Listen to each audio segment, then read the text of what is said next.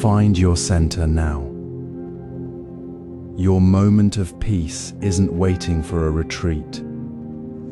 It's in the next breath, the next choice. The Eightfold Path guides wisdom and kindness through ordinary moments like making tea or walking.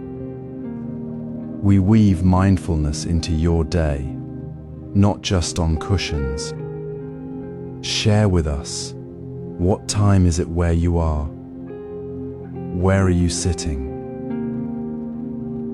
What small kindness will you offer today?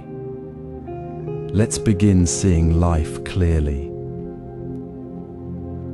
In the quiet moment before you speak, before you act, before the day's busyness pulls you away, there is a space. It is here, in this ordinary pause, that wisdom begins to take shape. We often move through life wearing tinted glasses, assuming the worst or the best without truly seeing. A colleague turns away, and we think, they are ignoring me. A friend doesn't reply to a message, and we feel dismissed. But what if the colleague was lost in thought, or the friend was simply overwhelmed?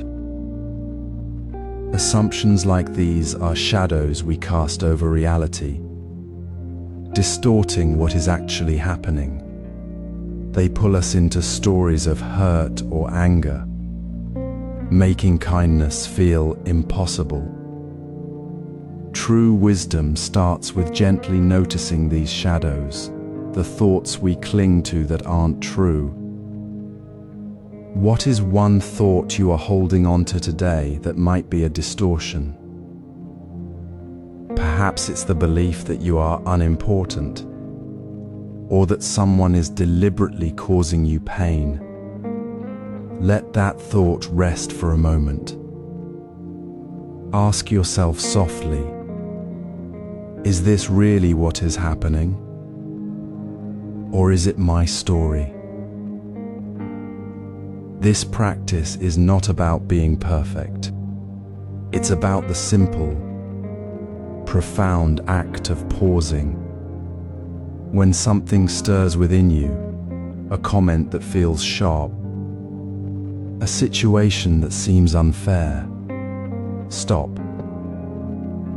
Take one slow breath. Feel your feet on the ground. Then ask, what is actually happening here? Not what I fear, not what I wish, but what is truly present. This pause is where clarity is born. It's the difference between reacting with a sharp word and responding with understanding. It's the moment we step out of the fog of our own mind and see the world and others as they are. Consider the story of a young monk named Kenji. He was practicing with his teacher, Master Sato, who often sat in silent contemplation during their walks. Kenji felt ignored, convinced his teacher didn't value his presence. One day, frustrated, he spoke up. Master Sato looked at him gently and said, "I'm listening. Kenji, I was simply noticing the path." Kenji realized his assumption, his story of being ignored, had blinded him to the reality of his teacher's focused attention. The silence wasn't rejection, it was deep presence. This is the heart of seeing clearly. It's not about changing others, but about releasing the stories we create about them and about ourselves. Now, let this be your practice today. In the small moments, the bus ride, the grocery line, a conversation at work, Notice where an assumption might be forming. When you feel a flicker of judgment or hurt, pause. Breathe. Ask, what is the actual situation? See the person, the moment, without the filter of your fear or desire. You might discover your colleague was distracted by a personal worry, or your friend was simply tired. This simple act of seeing clearly is the foundation. It transforms how you move through the world, making kindness not a forced effort, but a natural response. When you stop assuming the worst, your heart softens. When you see the distraction, not the dismissal, your actions become kinder. This clarity is not a distant goal. It is woven into the fabric of your next breath, your next step. It is the quiet choice to see what is, not what you imagine. As you practice this, you build a bedrock within yourself, firm, clear, and unwavering. With this foundation, your choices will naturally align with wisdom and compassion. And as we move forward, you'll see how this clarity in seeing becomes the very ground for speaking with kindness, for expressing truth without harm. With clarity as your foundation, we'll now explore how to express it through speech. Begin your day not with the rush of thought, but with the quiet rhythm of your own breath. You may notice how quickly the mind scatters, chasing yesterday's worries or tomorrow's anxieties, leaving you pulled in many directions. This is the natural current of reactivity. Yet, within the simple act of breathing lies an anchor. Place your gentle attention on the natural flow of air entering and leaving your body. Feel the slight rise of your abdomen, the coolness of the inhale, the warmth of the exhale. This is not a technique to force calm, but a return to what is already present. When the mind races, the breath is there, a steady point of reference to gently guide you back from the storm of thought to the calm shore of now. Consider the old story of a monk walking through the village. A man, angry and shouting, confronted him at the temple gate.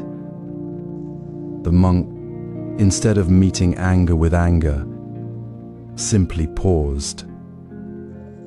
He felt his breath move through his body, steady and calm. In that moment, the man's shouting softened. The monk did not suppress his feelings, nor did he let them dictate his response. He returned to his breath, and in that return, he found the clarity to be present without adding to the tension. This is the heart of mindful breathing. It is not about emptying the mind, but about noticing where your attention has wandered and gently guiding it back to the anchor of the breath. The breath is always with you, offering a constant invitation to return to presence, to see what is truly here, not what the mind has distorted into fear or desire. Reflect now on your own moments. When did your breath last guide you, rather than your thoughts? Perhaps it was a moment before speaking when you took a slow breath and chose gentler words, or when you paused during a difficult conversation, feeling the breath steady your hands.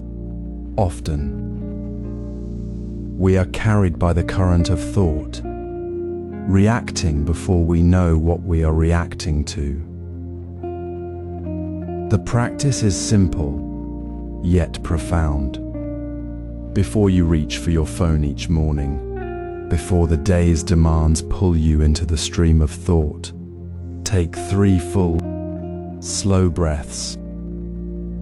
Feel the air fill your lungs. Feel the quiet space between thoughts. This small ritual is not a delay, it is a foundation. It is the moment you choose to step out of reactivity and into presence, to see the day clearly, not through the fog of habit. This practice transforms the ordinary into the sacred. It is the bedrock wisdom upon which all else is built. Each time you return to your breath, you are choosing clarity over confusion, kindness over reaction. You are training your mind to see life as it is, not as your fears or desires would have you see it. And in that clear seeing, a deeper warmth arises, a warmth that flows naturally into how you hold space for others. This calm mind now flows into how we speak to others. Imagine the quiet space between breaths, the gentle hum of the world just beyond the edge of your focus. This is where wisdom begins, not with grand pronouncements, but with the simple, profound act of seeing what is here, now. The Eightfold Path's foundation of wisdom is built on observing life without distortion, not through forceful concentration, but through the soft, steady awareness of the present moment. It is noticing the cool smoothness of your cup in your hands, the specific shade of green in the leaves outside, the exact sound of a bird's call without immediately labeling it or comparing it to another. This is not about adding to your experience, but about removing the filters of worry about tomorrow or regret about yesterday that cloud our vision. Consider a simple Zen moment, a monk preparing tea. He does not think about the next meeting or the errand he must run. His attention is entirely on the water boiling, the precise angle of pouring, the steam rising in delicate swirls, the warmth spreading through the ceramic cup. He feels the texture of the tea leaves, hears the quiet gurgle of the kettle, sees the light catching the steam. In this full presence, there is no room for distraction or the need to plan his next words. His entire being is engaged with the act of making tea, and this complete engagement is the essence of seeing clearly. It is the opposite of missing the moment, of being mentally elsewhere while someone speaks to you. Reflect on your own day. How many small moments did you miss because your mind was elsewhere? Perhaps the genuine smile from a colleague as you walked past. The way sunlight fell across a child's face on the bus. The quiet sound of rain on the roof while you scrolled through emails. These moments, often overlooked, are the very fabric of our shared humanity. They are the opportunities for kindness that pass us by unnoticed when we are lost in thought. Now, consider practicing this awareness in your next conversation. Choose one person, someone you see regularly, a friend, a family member, as they speak. Truly listen. Notice the tone of their voice, The slight movement of their hands, the light in their eyes. Do not plan your reply while they are still speaking. Let your full attention rest on them, completely present, without the internal chatter of what you will say next. This is not about being perfect. It is about the gentle, consistent effort to step out of the future and into the now with another person.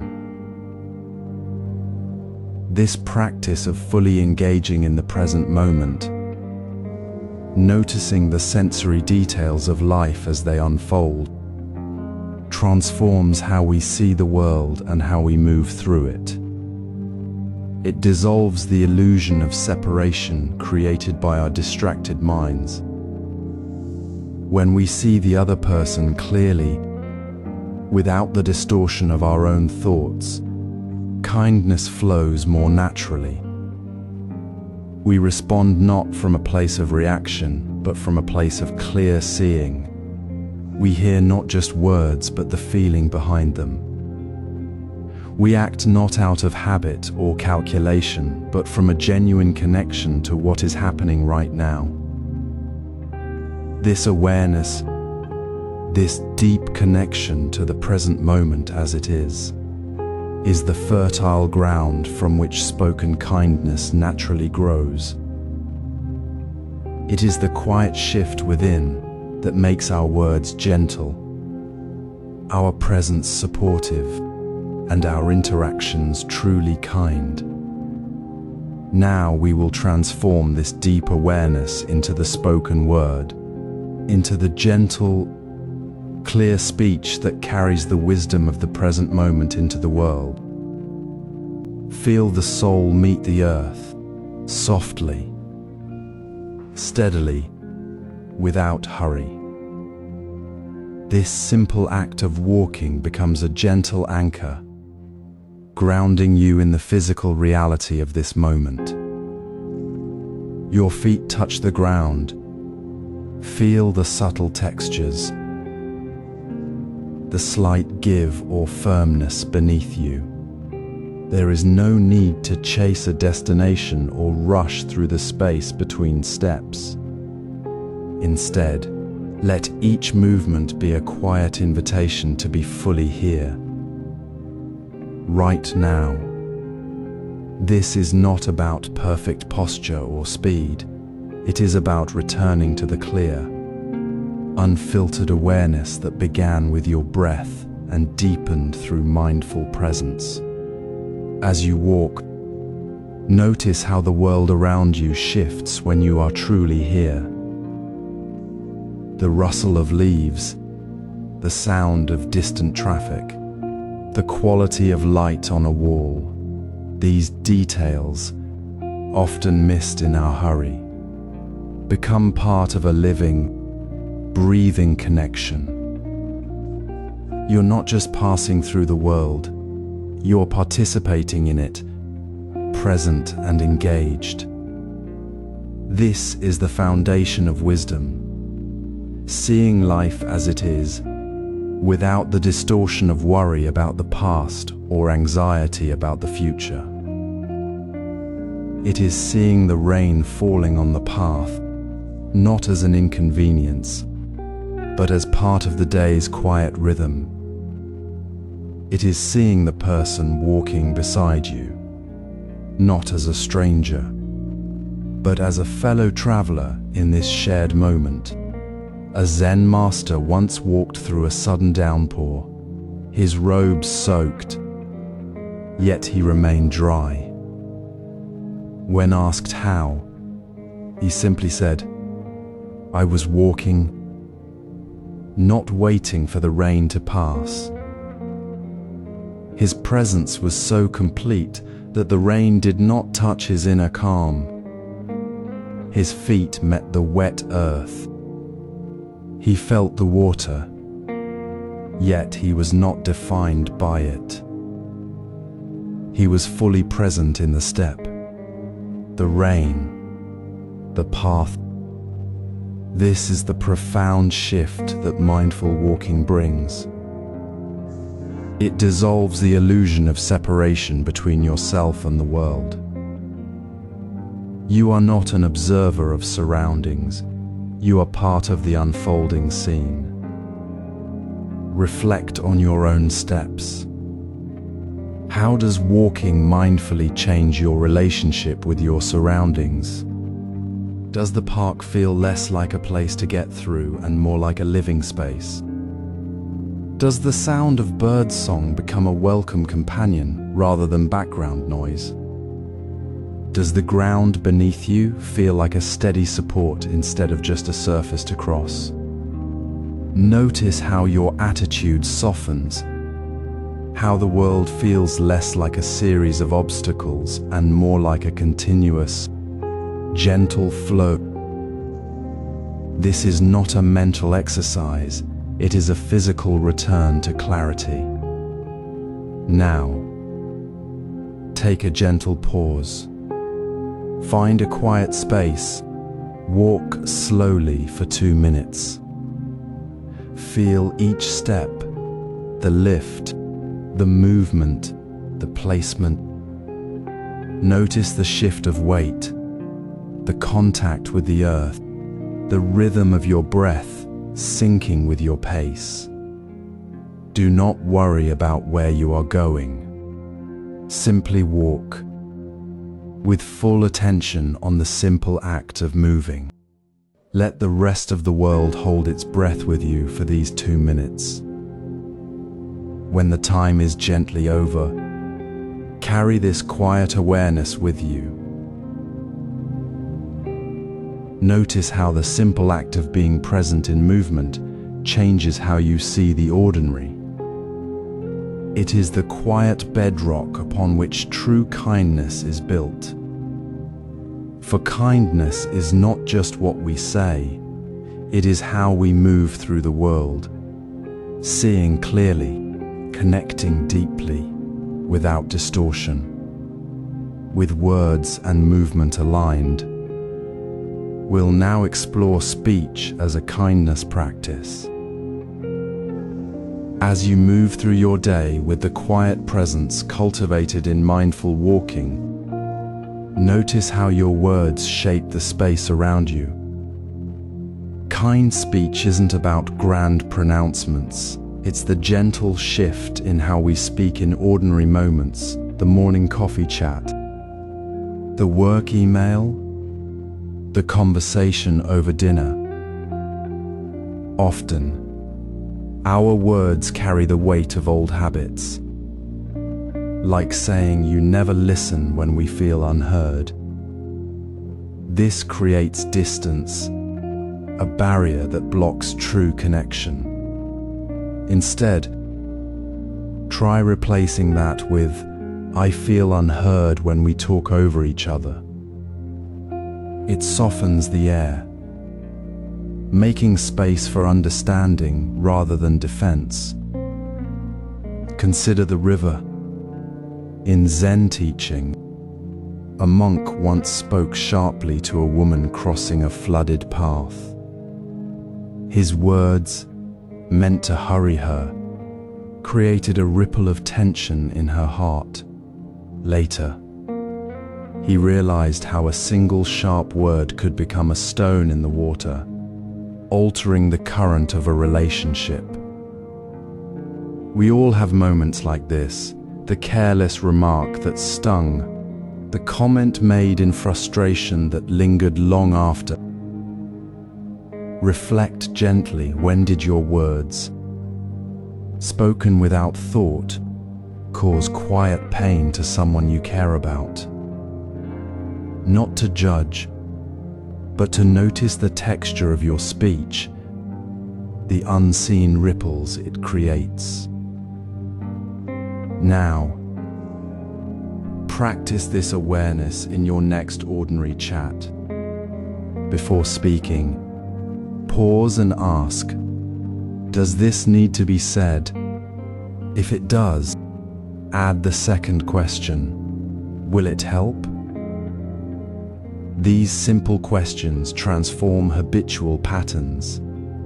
Instead of criticizing a colleague's idea, You might say, I wonder if we could explore this angle together. Instead of reacting to a child's messy room, you might say, I feel worried when I see toys on the floor. Can we tidy up after dinner? This isn't about silence. It's about speaking with intention. Like placing a single stone in water to test the depth, not to cause a splash. Notice how your breath steadies as you choose these words. Feel the shift in your chest, the quiet calm that replaces tension. This is not perfection. It's the gentle practice of returning again and again. When you speak from I feel instead of blame, you offer a gift, the gift of being truly heard. And when you ask, does this need to be said? You honor the sacred space of silence, where understanding often grows. As trust deepens through this kind speech, it naturally opens the door to something deeper, compassionate listening. For when words flow without judgment, the heart becomes open to hear others, not just with the ears, but with the fullness of presence. This is the quiet power of the Eightfold Path: wisdom in speech, kindness in connection, and the unfolding of a life where every word becomes a gentle river, not a stone. Now, let this awareness guide your next conversation, where the simplest words can hold the whole world. In the quiet space between breaths, we find the ground for true listening, after mindful walking dissolves separation with each step, and gentle speech softens ordinary moments. We step deeper into connection. This is where kindness in words begins, not with what we say, but with how we receive what others offer. Listen to understand, not to respond. Notice the subtle shift in their voice, the pause before a word, the unspoken weight in their eyes. Feel the space they are sharing with you, not just the words they speak. We often rush to answer, to fix, to share our own story, missing the quiet invitation to be present with another's truth. How many times have we been interrupted? Our words cut short, feeling unseen. Reflect on that moment now. When was the last time you truly heard someone without thinking of your reply? That moment of interruption, even if brief, creates a small barrier between hearts. It says, my thoughts matter more than your presence here. Now, practice something simple. In your next conversation, pause. Let their words settle in your mind. Then, gently repeat their last sentence before you speak. You feel overwhelmed by the project. This small act honors their words, confirms you are present, and creates a bridge of understanding. It is not about memorizing, but about showing you have truly entered their world for that moment. Imagine sitting with a friend who shares a worry. Instead of jumping to advice, you notice their hands trembling slightly as they speak. You lean in just a little, your breath steady, and say softly, you feel uncertain about the decision. Their shoulders relax. The tension eases. The space between you widens with trust, not with words, but with the quiet acknowledgement of their feeling. This is the power of compassionate listening. It transforms a simple exchange into a shared moment of care. It dissolves the illusion of separation by meeting the other exactly where they are, without judgment or the need to fill the silence. It is kindness spoken without a single word. This practice begins in the small moments, with a colleague, a child, a partner. It requires no special skill, only the willingness to let go of your own need to be heard for a few breaths. It is the gentle art of holding space for another's humanity. When you practice this, you are not just listening to words. You are listening to the heart speaking through them. You are building a foundation of trust that makes true connection possible. This quiet space of being fully present, of truly hearing without the urge to fix or respond, becomes the ground from which all kind communication grows. It is the bridge that leads us from ordinary conversation to the deep, compassionate exchange that heals and connects. As this listening skill settles within you, it naturally flows into how we communicate in the moments that feel most difficult. The calm presence you cultivate here becomes the steady hand that guides us through conflict, not with force, but with the quiet wisdom of having truly been heard. We often speak before thinking, words tumbling out like stones in a stream, leaving ripples of misunderstanding in their wake. This habitual flow can harden hearts, even when we mean well. But the path of kindness in speech begins not with what we say, but with the quiet space between thoughts. It is a gentle shift from automatic reaction to conscious choice. Pause. Feel the space where your next word might form. This single breath, this moment of stillness, transforms communication.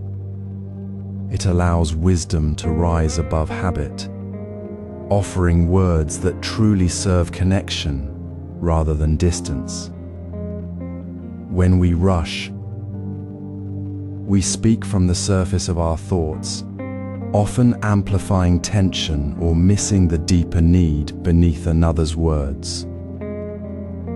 How does this rushing shape your relationships? Does it leave you feeling unheard? Or does it create a wall where understanding could bloom?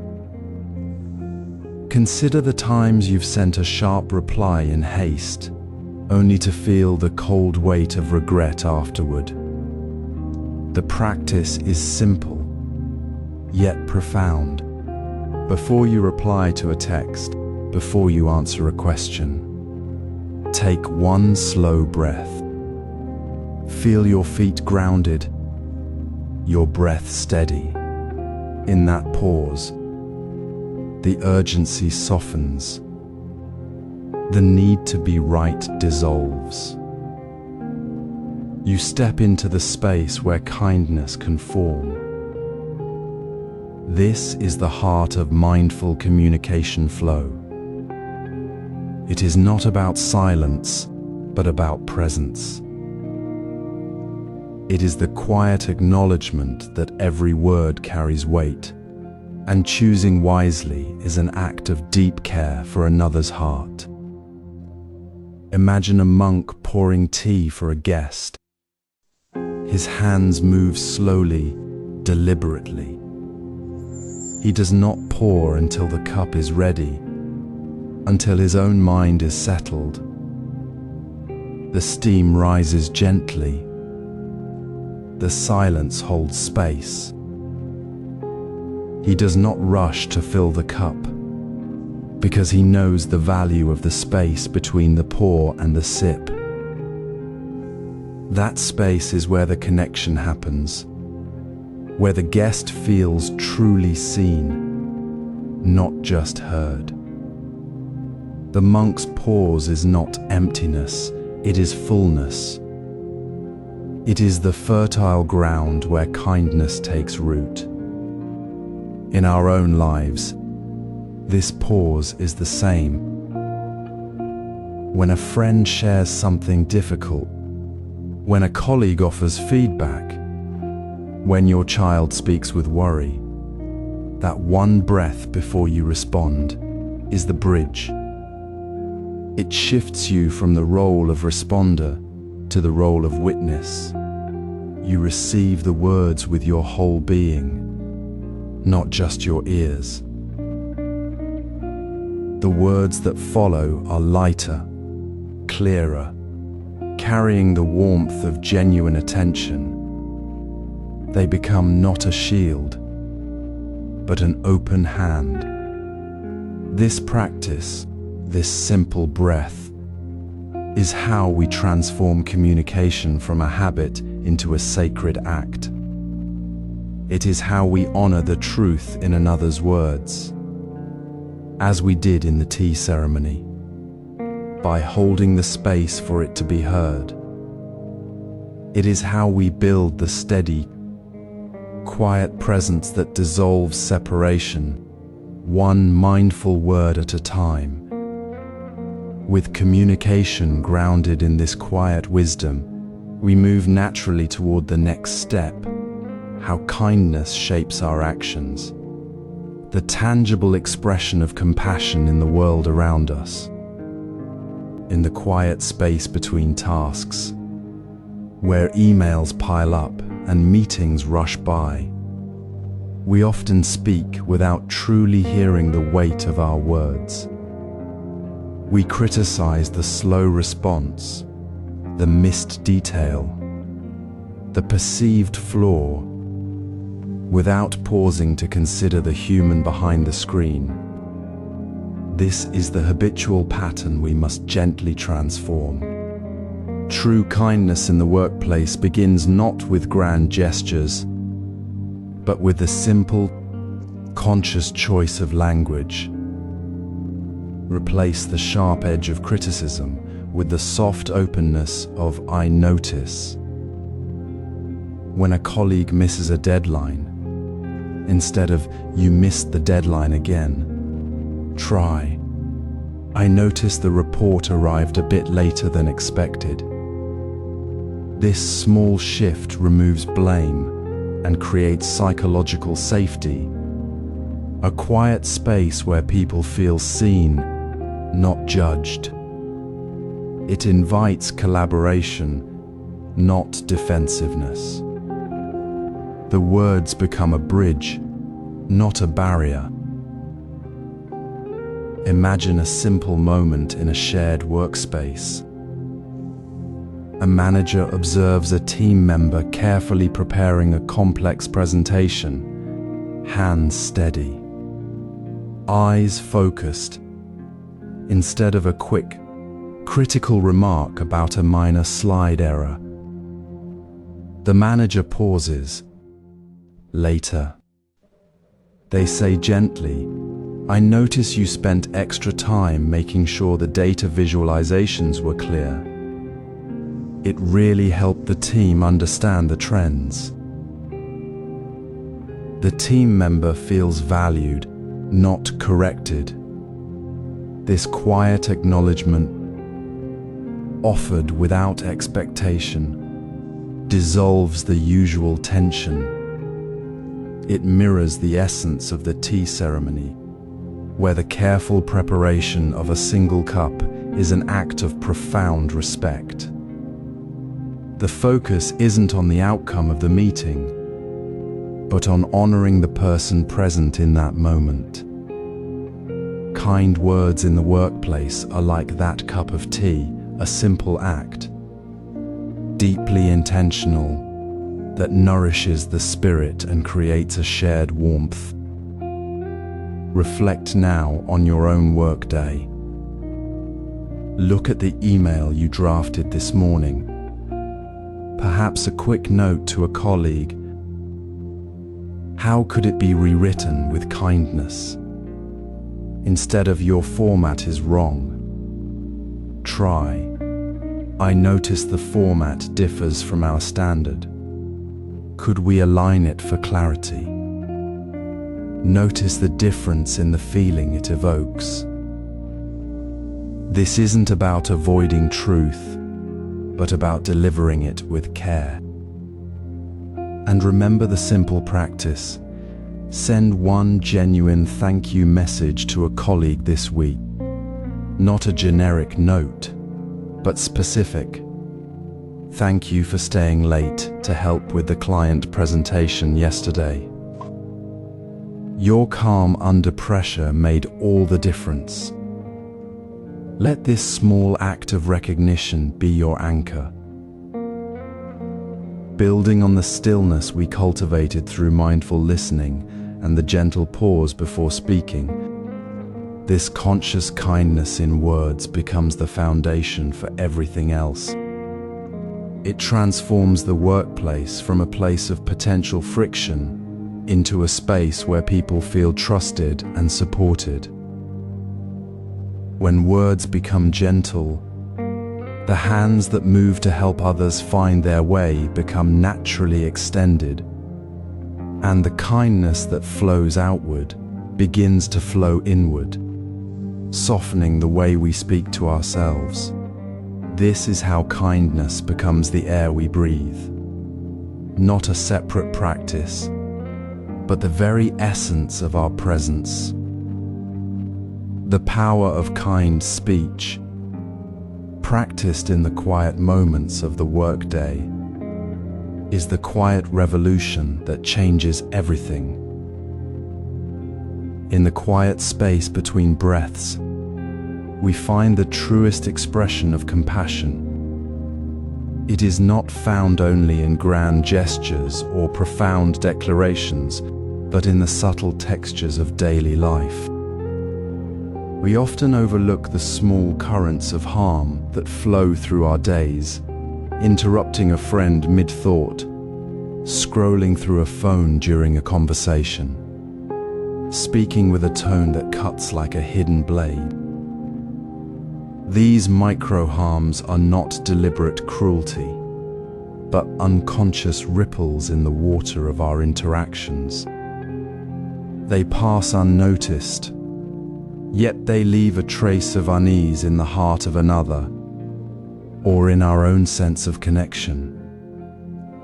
The Eightfold Path invites us to see these moments clearly, not with judgment, but with gentle awareness.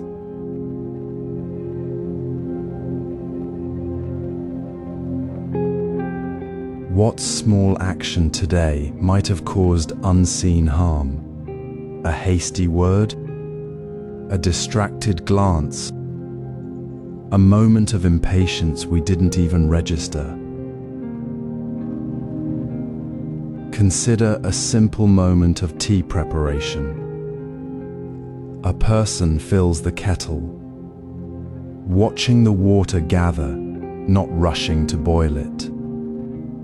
They pour the water slowly, feeling the warmth of the cup, listening to the soft sound of liquid meeting leaves. They lift the cup, noticing the steam rising, the scent filling the air, the quiet presence of the moment. This is non-harming in action. It is not about avoiding all movement, but moving with intention, honoring the stillness within the action. The steam rises.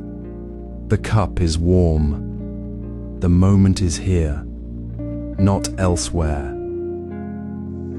There is no hurry to be elsewhere. No need to rush the tea. This simple act embodies a deep respect for the present moment and all that it contains. As you move through your day, notice one small action where you might have caused unseen harm. Was it the sharp edge of your voice when you were tired? The way you glanced at your screen while someone spoke? The way you walked past a colleague without a word? Absorbed in your own thoughts? Reflect not to condemn, but to understand. Then, choose one small action to do gently. Slow your pace as you walk down the hallway. Put your phone away when a loved one speaks. Speak a single word with softness, like, "I see you." This is not about perfection, but about presence. It is the practice of making space for others and for yourself in the smallest of ways. These small choices are not isolated. They are the seeds from which deeper compassion grows. When we notice the interrupting, we learn to pause. When we choose a gentle tone, we soften the space between us.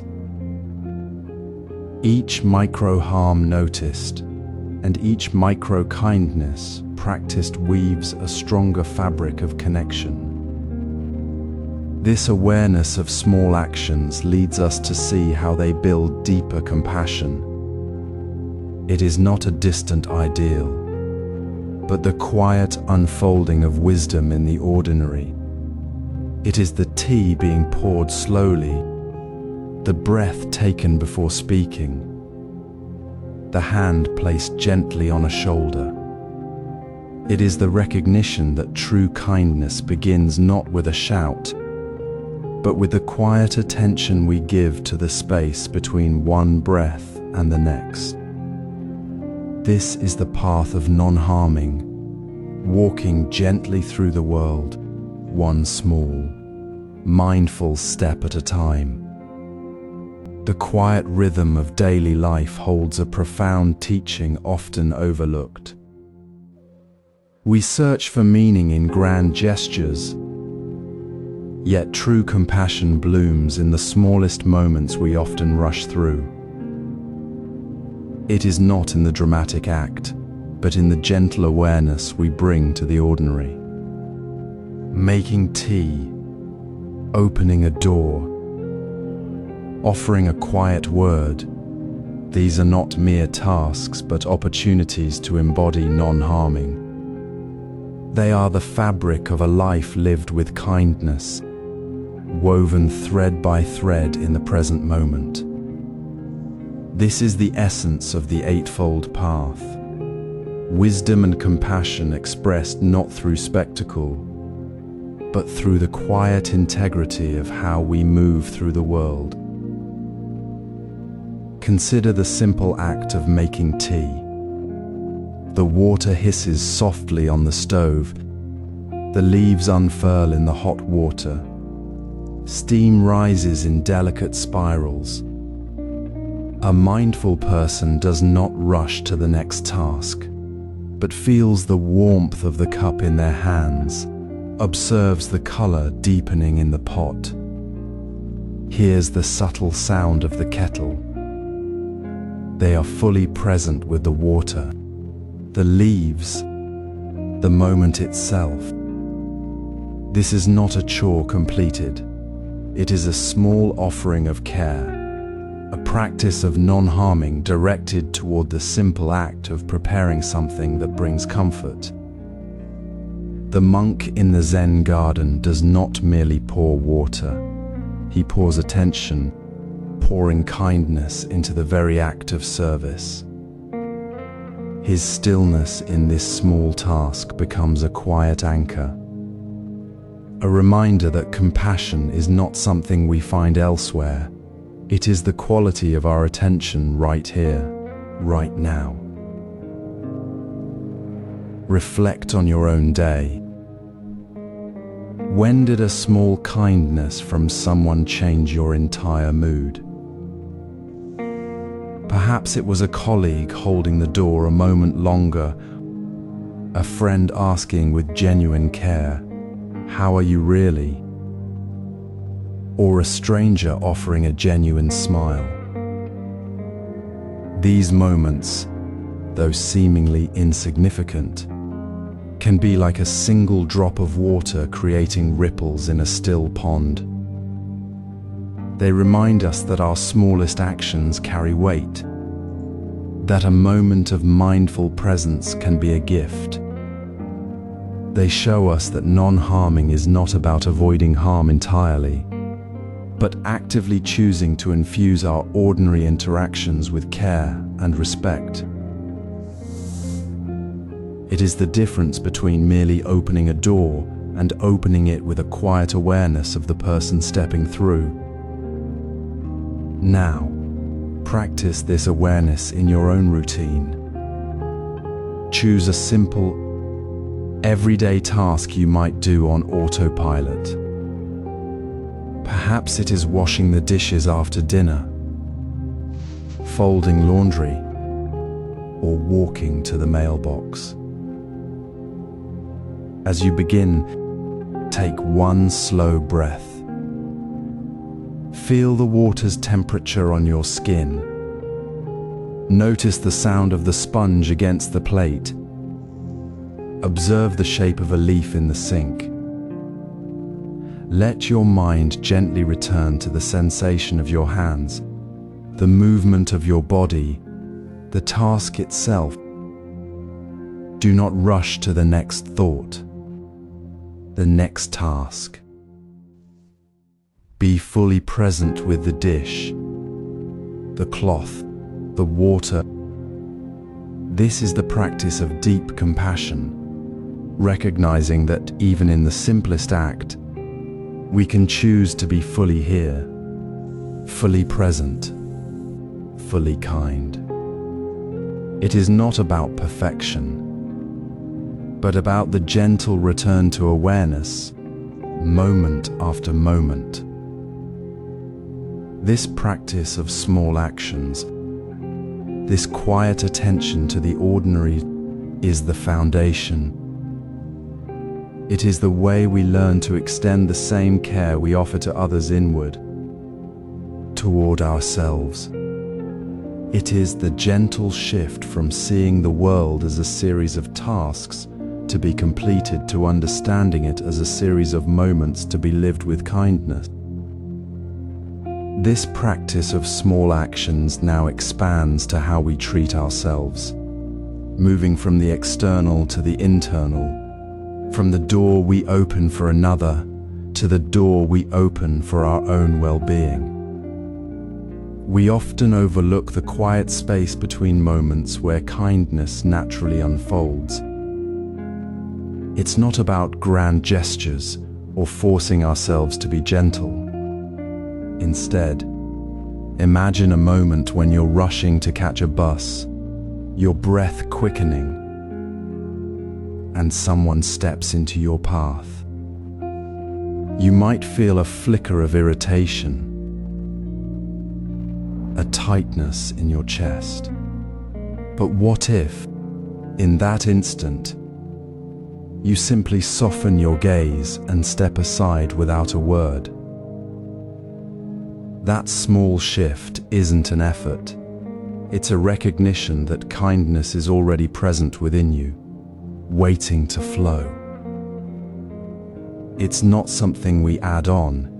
It's the natural state of our heart when we stop blocking its path with worry or impatience. Consider the Zen practice of serving tea. A monk doesn't think, "I must be kind to this person." Instead, they simply pour the tea, noticing the steam rising, the warmth of the cup, the quiet presence of the person before them. Their hands move with the same gentle attention they give to the leaves steeping in the pot. There's no separation between the action and the compassion. The kindness is the action itself. It's not a separate thing they're doing. This is the heart of non-harming, recognizing that every choice, every word, every gesture is an expression of our deepest nature. When we stop seeing kindness as an obligation we must perform, we begin to see it as the very ground of our being. Reflect now on your own moments. What triggers that tightness, that instinct to snap or withdraw? Is it the morning rush? A missed email? The weight of tiredness pulling at your shoulders? Notice where you feel it first. Perhaps a knot in your jaw, a sharpness in your tone. These are signals, not commands. They show us where we've forgotten our natural state. When stress rises, pause.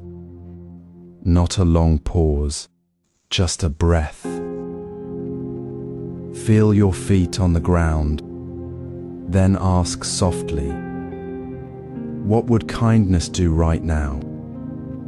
It might mean speaking slower, holding the door a moment longer, or simply letting a small frustration pass without adding fuel. This isn't about becoming perfect. It's about remembering that kindness is always available, even when you feel anything but kind. See how this simple practice transforms the ordinary into something sacred. When you choose to speak gently to a colleague after a long meeting, not because you have to, but because it feels true, you're not just being kind, you're aligning with the quiet truth of your own nature. The effort fades. The compassion isn't something you summon. It's what you are when you're not obstructed by your own noise. This is the shift from striving to be kind to recognizing that kindness is your natural state, your deepest breath. It's not a destination. It's the path itself, walked in every simple choice. When kindness flows naturally from your center, not as an act, but as your very way of being, the door to generosity without conditions opens effortlessly. You no longer give because you should, but because giving is simply the expression of your unobstructed heart. This is the next step, the unfolding of a life already steeped in compassion. In the quiet space between thoughts, where the hum of the digital world fades, we find the truest expression of non-harming. Our messages, sent with a tap of a finger, can carry the weight of unexamined words. A sharp reply, an email typed in the heat of the moment, often leaves a silent wound in the connection we seek to nurture. This is the subtle harm we overlook. The ripple of pain created not by grand gestures, but by the absence of presence in our everyday digital exchanges. The Eightfold Path guides us to see that wisdom and kindness are not distant ideals, but woven into the fabric of our simplest choices. Even the choice to pause before sending. Consider the moment a message arrives that stirs frustration. The urge to fire back a quick, sharp response is a natural current within us.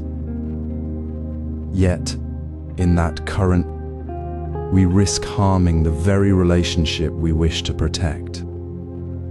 Digital communication, without mindfulness, becomes a mirror reflecting our inner turbulence onto another's heart.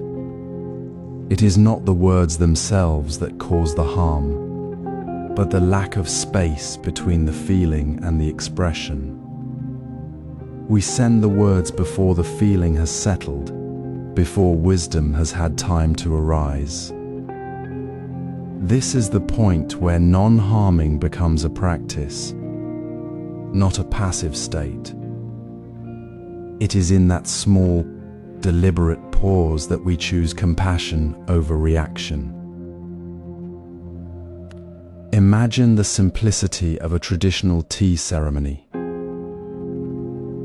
The host does not pour the tea until the bowl is perfectly still, until the surface of the liquid reflects the room without a single ripple. Only then is the offering made, pure and undisturbed. Our digital interactions can be like that bowl of tea. When we wait 10 minutes before hitting send, we allow the ripples of anger or impatience to settle. We create the stillness where wisdom can be seen. In that pause, we reflect.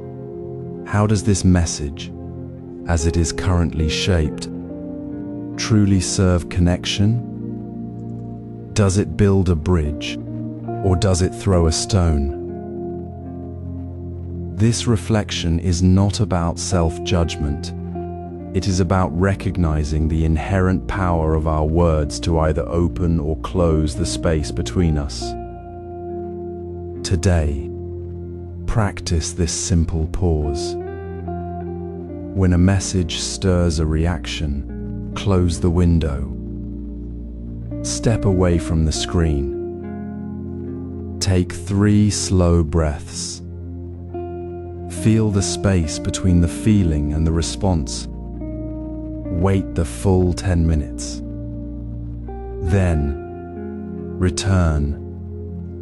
You may find the words have softened.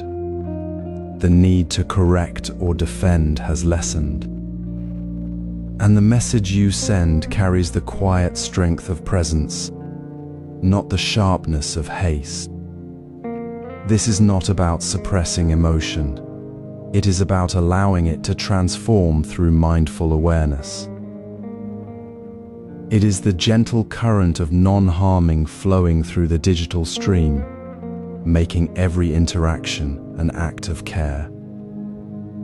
This practice of mindful pause, this refusal to let reactive words flow unchecked, transforms our digital presence. It shifts the foundation from potential harm to quiet support. We move from a place of reacting to one of responding with the clarity of a still pond. And in that clarity, a deeper truth emerges. When we stop harming through our words, generosity flows effortlessly. The space we create by not speaking from anger becomes the fertile ground where kindness naturally blossoms, ready to offer itself freely. This mindful pause in words becomes the foundation for generosity that flows without effort, a natural expression of the unobstructed heart. In the quiet space between breaths, where the noise of the digital world fades, we discover kindness is not something we must do, but simply what we are. This effortless flow, cultivated through mindful pauses before messages and actions, becomes the natural ground from which generosity springs. It is a giving that requires no effort, no calculation, only the simple act of offering. True generosity without strings means giving not for the return, not for the thanks, not for the feeling of being a good person. It means offering a cup of tea, a listening ear, a small gift, and letting it be enough, just as it is, without needing the other person to acknowledge it or repay it. We give because the act of giving itself is the expression of our connectedness, a moment of pure presence shared. Imagine a simple morning in a small cafe. You see someone struggling with heavy bags, a look of quiet exhaustion on their face. Without a word, you offer them your coffee, a warm cup already made. You say nothing about the coffee, nothing about expecting thanks, nothing about your own kindness. You simply place it in their hand, meet their eyes with a gentle smile, and move on. The coffee is offered freely, like a drop of rain falling without demanding to be seen. The giver is not seeking anything in return, not even a smile of gratitude. The giving itself is the fullness, the only thing that matters. This is generosity without strings, pure and unburdened. Reflect now on your own moments of giving. When did you offer something, a suggestion, a favor, a gift, while secretly waiting for a thank you or feeling disappointed when it wasn't given? When did you give with an unspoken expectation, like planting a seed and then becoming angry when it didn't grow as you imagined? Notice the subtle weight of that expectation, the quiet ache of feeling unappreciated. This is the string we tie to our generosity, the invisible thread that pulls us back into a sense of lack, making giving feel like a transaction rather than a gift. It separates us from the other, from the moment, from the simple joy of giving itself. Now, practice this gentle shift. Choose a small, simple act today. It could be a single cup of coffee for a colleague, a handwritten note of appreciation for a stranger, or simply offering your seat with a quiet nod. Do it without a word about the gift, without a hint that you expect anything in return. Let the act be complete in itself. Feel the lightness that comes when you release the need for the other person to notice or thank you. Feel the space that opens within you when you stop waiting for the return. This is the heart of generosity. It is not about what you give, but the space you create by letting go of what you expect to receive. This practice reveals something profound. We cannot give freely to others from a place of scarcity or self-criticism. We cannot offer kindness without first holding ourselves with kindness. Generosity without strings is not possible if we are harsh with ourselves, if we feel unworthy of kindness.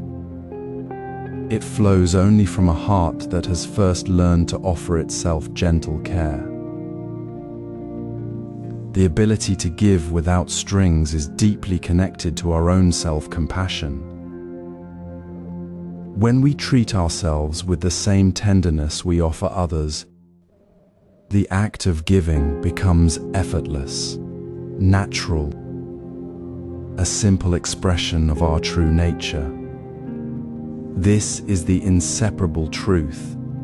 Generosity to others and kindness to ourselves are not separate paths, but two sides of the same coin, both rooted in the same wellspring of compassion.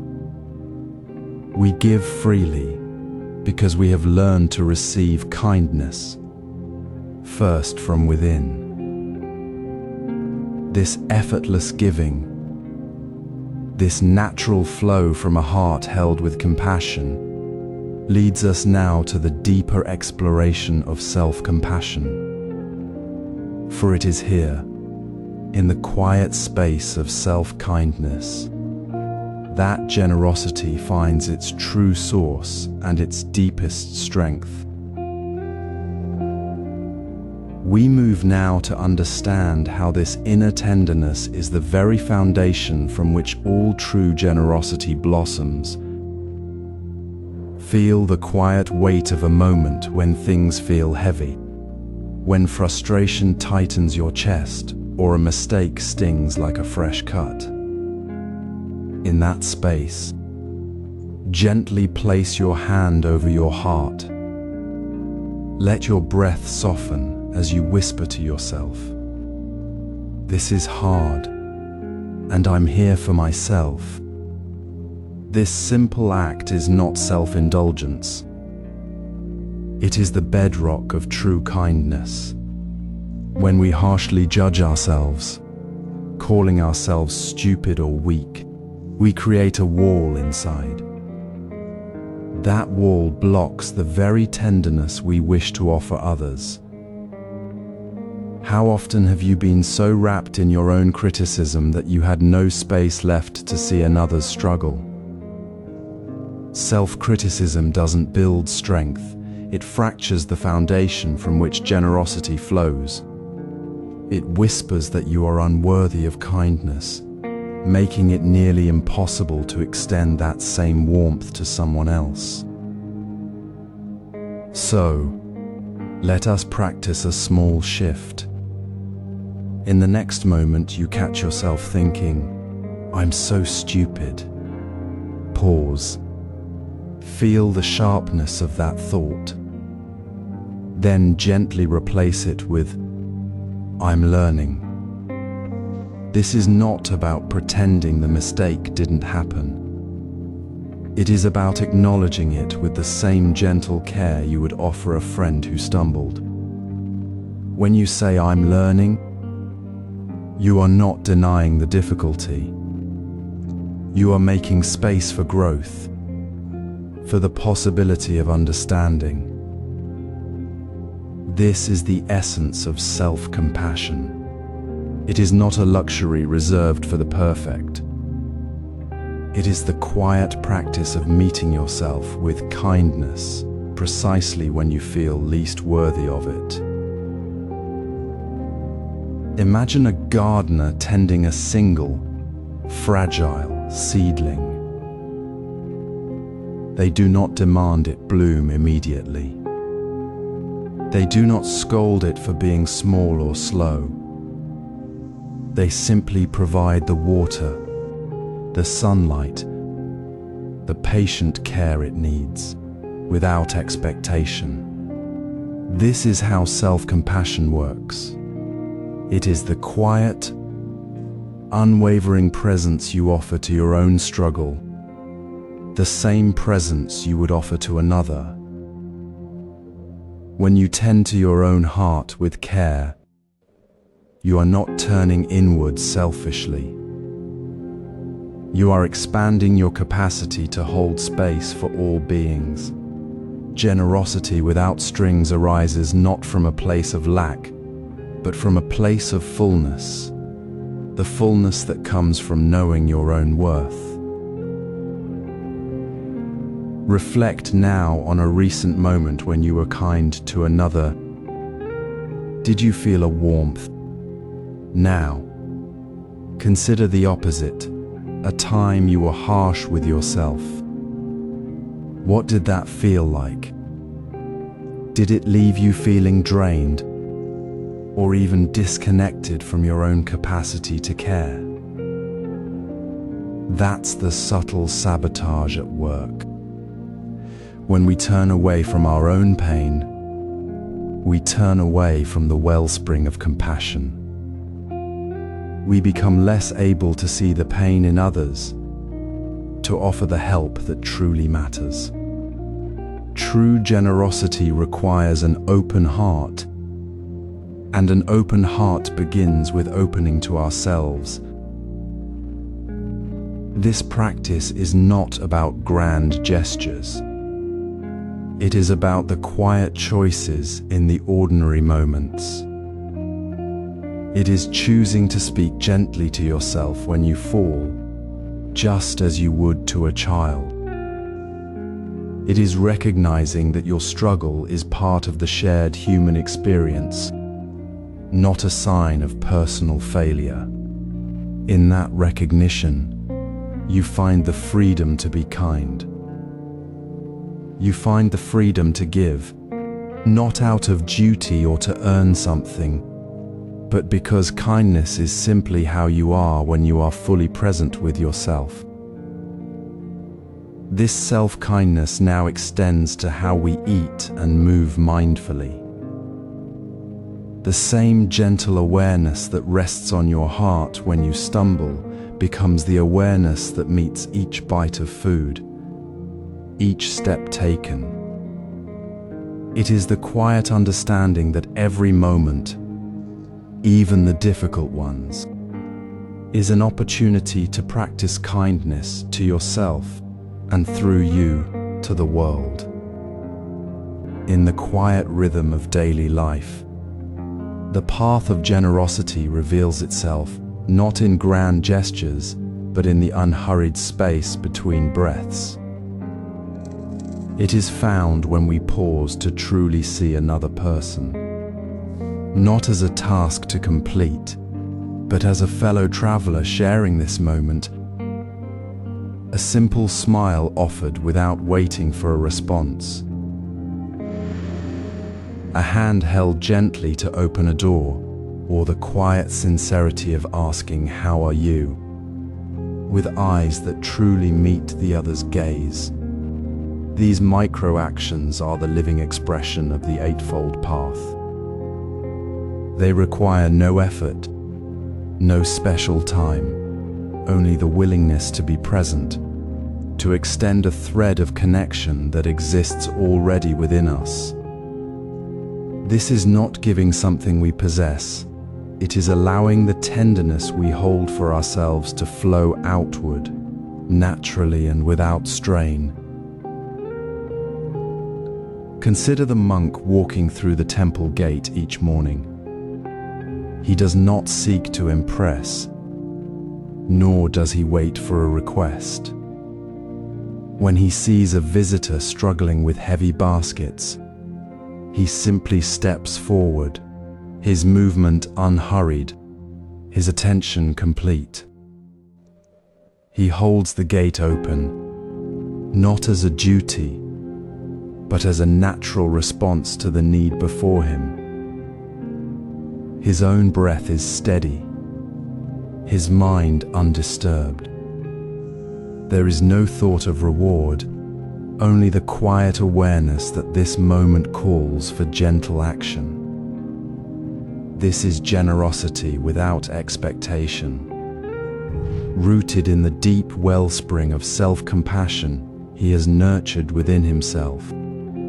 He knows his own worth, so he sees the worth in others without hesitation.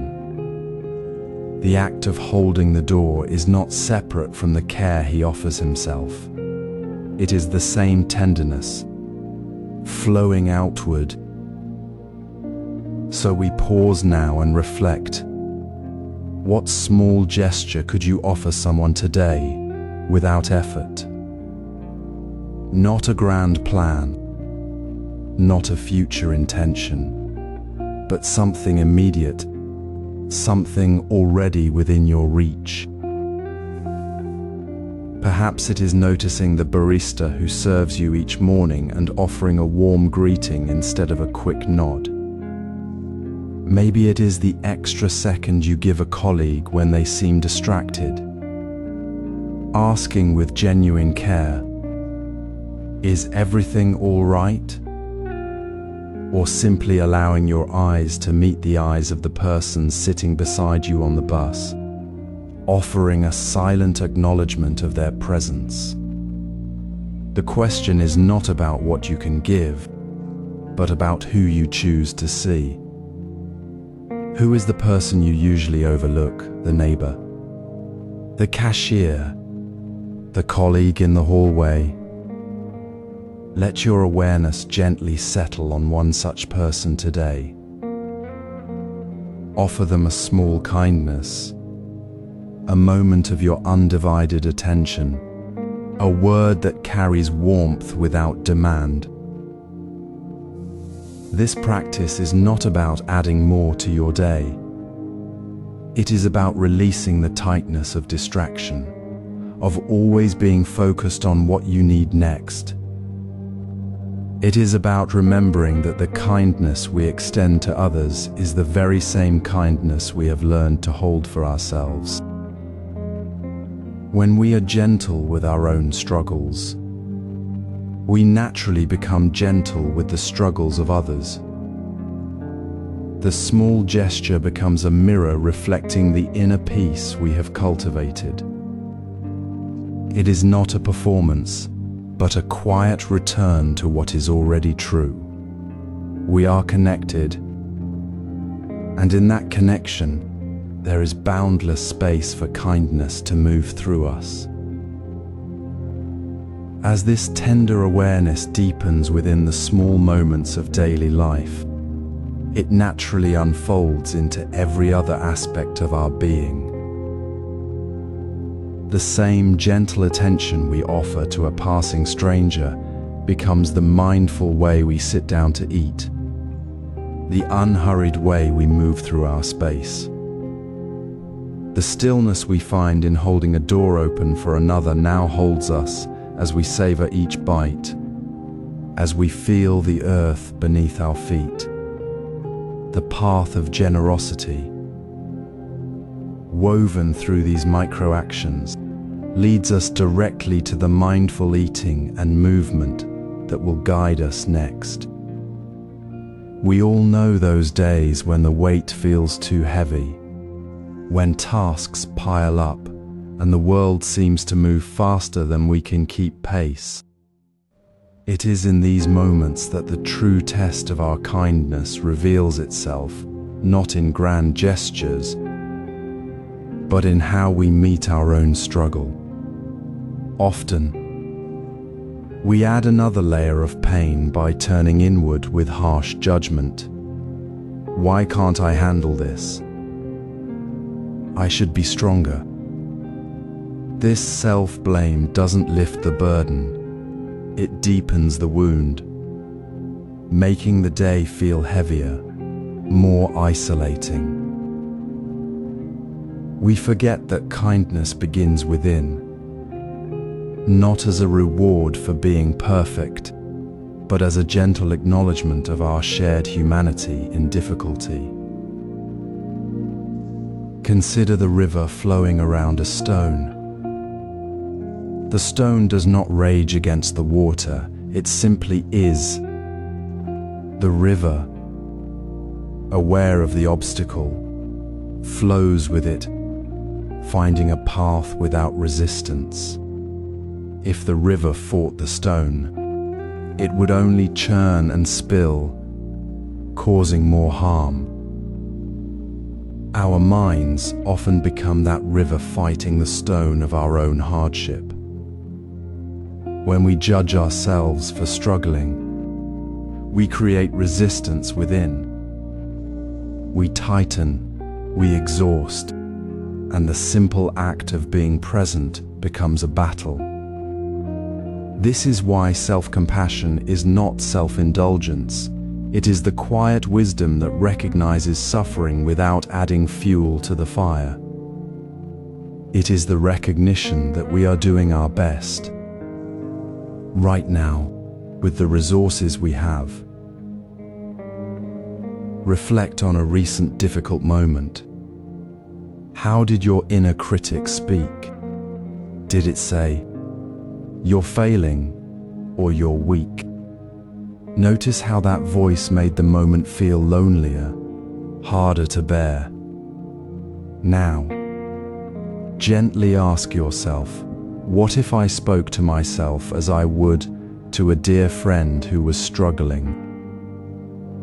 What kindness would I offer them that I withhold from myself? This is the heart of the practice. Try this now. With the same tenderness you might offer a friend, write one simple, kind sentence to yourself about a recent struggle. Not a long justification, not a promise for tomorrow, but a single sentence that meets you where you are. It might be, "This is tough, and I'm doing my best." Or, "It's okay to feel overwhelmed right now." Or, "I'm learning, and that's enough." Place this note where you'll see it: a mirror, a phone screen, a sticky note on your desk. Read it slowly, as if hearing it for the first time. Feel the weight shift, just a little, as you release the need to be perfect and simply rest in being human. This small act of self-kindness is not selfish. It is the very ground from which genuine generosity grows. When we stop warring with ourselves, we become open. We see others not as reflections of our own perceived failures, but as fellow travelers on the same path, carrying their own weight. The compassion we extend to ourselves becomes the wellspring for the compassion we offer the world. With this self-kindness integrated, we move beyond the inner conflict that clouds our sight. We begin to see others not as problems to fix, but as beings who, like us, are navigating their own difficult days. The judgment we once directed outward, toward others or even toward life itself, softens, replaced by a quiet, steady understanding. This is how the path unfolds, step by step, one gentle acknowledgement at a time.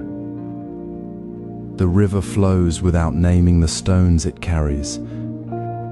It simply moves, holding space for the water, the rocks, the current. This is how we practice now.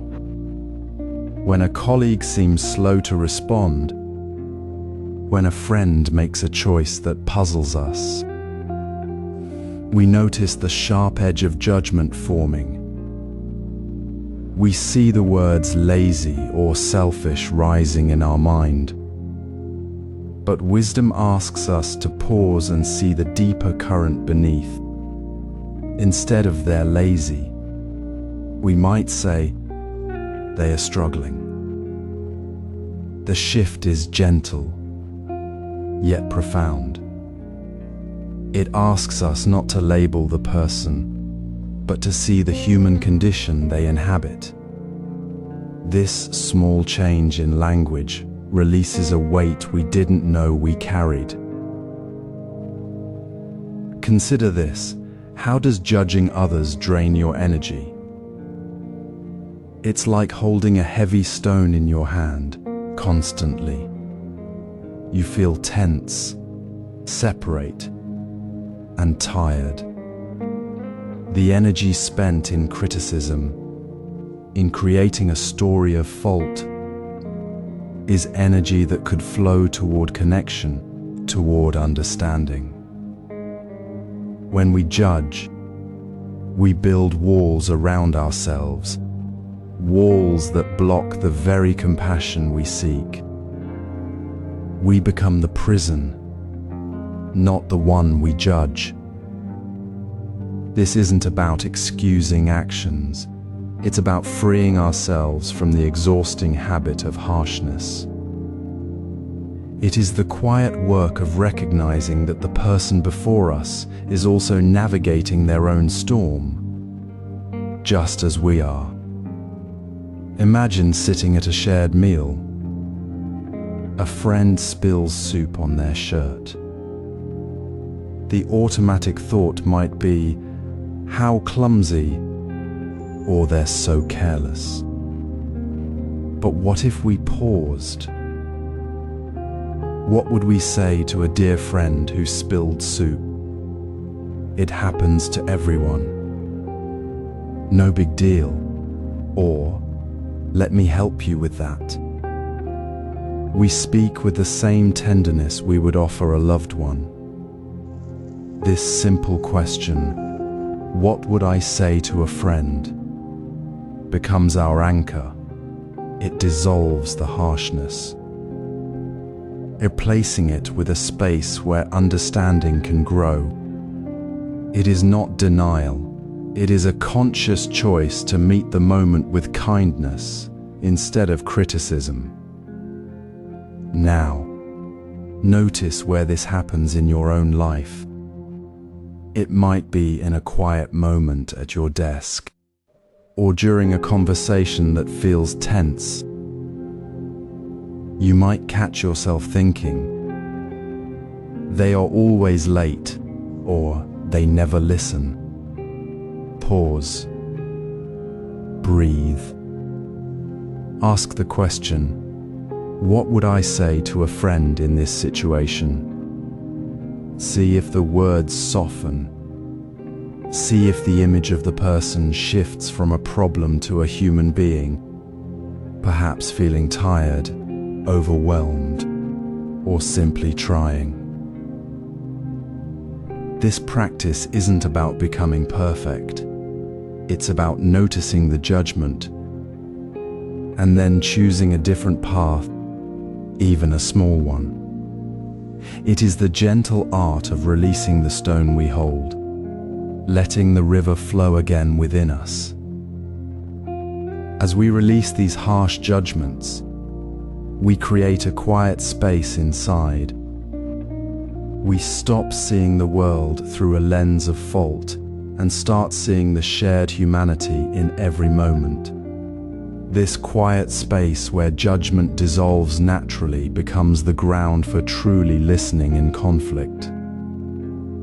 The foundation of wisdom we've built through self-kindness and mindful generosity now opens us to hear not just words, but the heart beneath. In moments of conflict, we often carry the weight of wanting to be right, to prove our point, to win. The energy becomes sharp, defensive, focused on the other person's words as weapons. But the path of mindful listening invites us to soften this sharpness. It asks us to set down the need to win and instead turn our full attention toward understanding the unspoken need beneath the words. What does the other person truly need to feel safe, heard, or respected right now?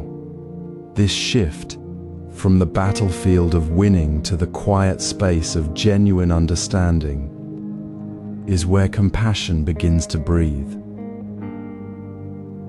Consider the old Zen story of a monk walking through a village. An angry man, red-faced and shouting, confronted him, accusing the monk of stealing his ox. The monk, without argument, simply stood still. He listened as the man raged, venting his frustration and fear of loss. When the man's anger finally spent itself, the monk spoke gently, "I hear you are worried about your ox. What would help you feel secure again?" The man, surprised by the lack of defense and the focus on his need, quieted. He realized his anger was born of fear, not the monk's actions. He apologized, and the conflict dissolved. The monk didn't win the argument. He listened deeply enough to uncover the human need hidden within the storm. He created space for connection where only conflict had been. This practice asks us to reflect within ourselves. When was the last time you truly heard someone in conflict, without the inner voice rehearsing your rebuttal, without the need to fix things immediately? Often, we hear only the surface words, filtering them through our own stress or assumptions. We hear the accusation, not the fear behind it. We hear the complaint, not the longing for peace. This moment of reflection is the seed of change. It reveals how often we miss the real person in front of us, lost in our own narrative of being right. So, practice this simple shift in your next disagreement. Before you speak, pause. Let the words of the other person settle within you. Then, say softly, "Help me understand your perspective." Say it with genuine curiosity, not as a tactic, but as an offering to connect. It is not about agreeing, it is about seeing the human being with their own struggle, their own need for understanding, just as you have your own. This small phrase, spoken with an open heart, dissolves the walls of judgment. It invites the other person to feel seen, and in that seeing, the harshness between you begins to melt away. This practice is not reserved for grand arguments. It is woven into the fabric of daily life, in the quiet moments with a partner, a child, a colleague, or a friend. It transforms the way we move through the ordinary tensions of shared living. When we truly listen for the need, not the win, the conversation shifts from a contest of wills to a shared exploration of what matters. The energy becomes lighter, the connection deeper, the possibility for resolution more natural. The harshness we carry within ourselves, the judgment we project outward, begins to release as we step into this space of understanding. We discover that the path to kindness starts not with grand gestures, but with the simple, profound act of hearing another human being's need, right here, right now. This listening skill, practiced in the small moments, is the quiet force that transforms how we communicate in groups and families, weaving threads of compassion into the very structure of our relationships. Imagine the quiet moment after you've finished a difficult conversation. The tension has eased, not because you won, but because you stopped seeing the other person as an opponent. Now, what if you carried that same gentle awareness toward yourself? Perfectionism often hides as a quiet critic, whispering that you must be flawless in every word, every action, every thought. It demands more than is possible, more than is kind, and in doing so, becomes a form of self-harm. It tightens the heart, blocks connection, and leaves little room for the simple, tender grace of being human. True kindness begins when we release this impossible standard and embrace the profound kindness of good enough. It is not settling, it is freeing. Consider the old monk who carefully repaired a cracked teacup with gold. He did not hide the flaw, nor did he demand the cup be perfect again. Instead, he saw the crack as part of the cup's story, its history, its unique beauty. The gold didn't erase the break, it honored it in the same way. When we stop trying to polish every moment of our lives until it shines like glass, we begin to see the beauty in the real, the imperfect, the simply present. We stop editing our words before they leave our lips, our thoughts before they form, our actions before they happen. We start to live from a place of presence, not pressure. Reflect gently on this. How does striving for perfection in your own words or actions subtly hurt your relationships? When you are so focused on getting it right, on avoiding any hint of imperfection, do you become less available to truly hear someone else? Do you miss the moment of connection because you are already drafting your perfect reply? Perfectionism often builds walls, not bridges, between us and the people we care about. It makes us feel isolated in our own high standards, while the people around us are simply trying to be present, just as we are. Try this small practice today. Write one text message without rereading it, without deleting a word, without polishing it into something it is not. Send it as it is, with its natural pauses and its simple truth. Notice the feeling. Does your hand tremble? Does your mind rush to correct it? Let that urge pass. The message might be simple, a little rough, but it is yours. In this moment, without the weight of judgment.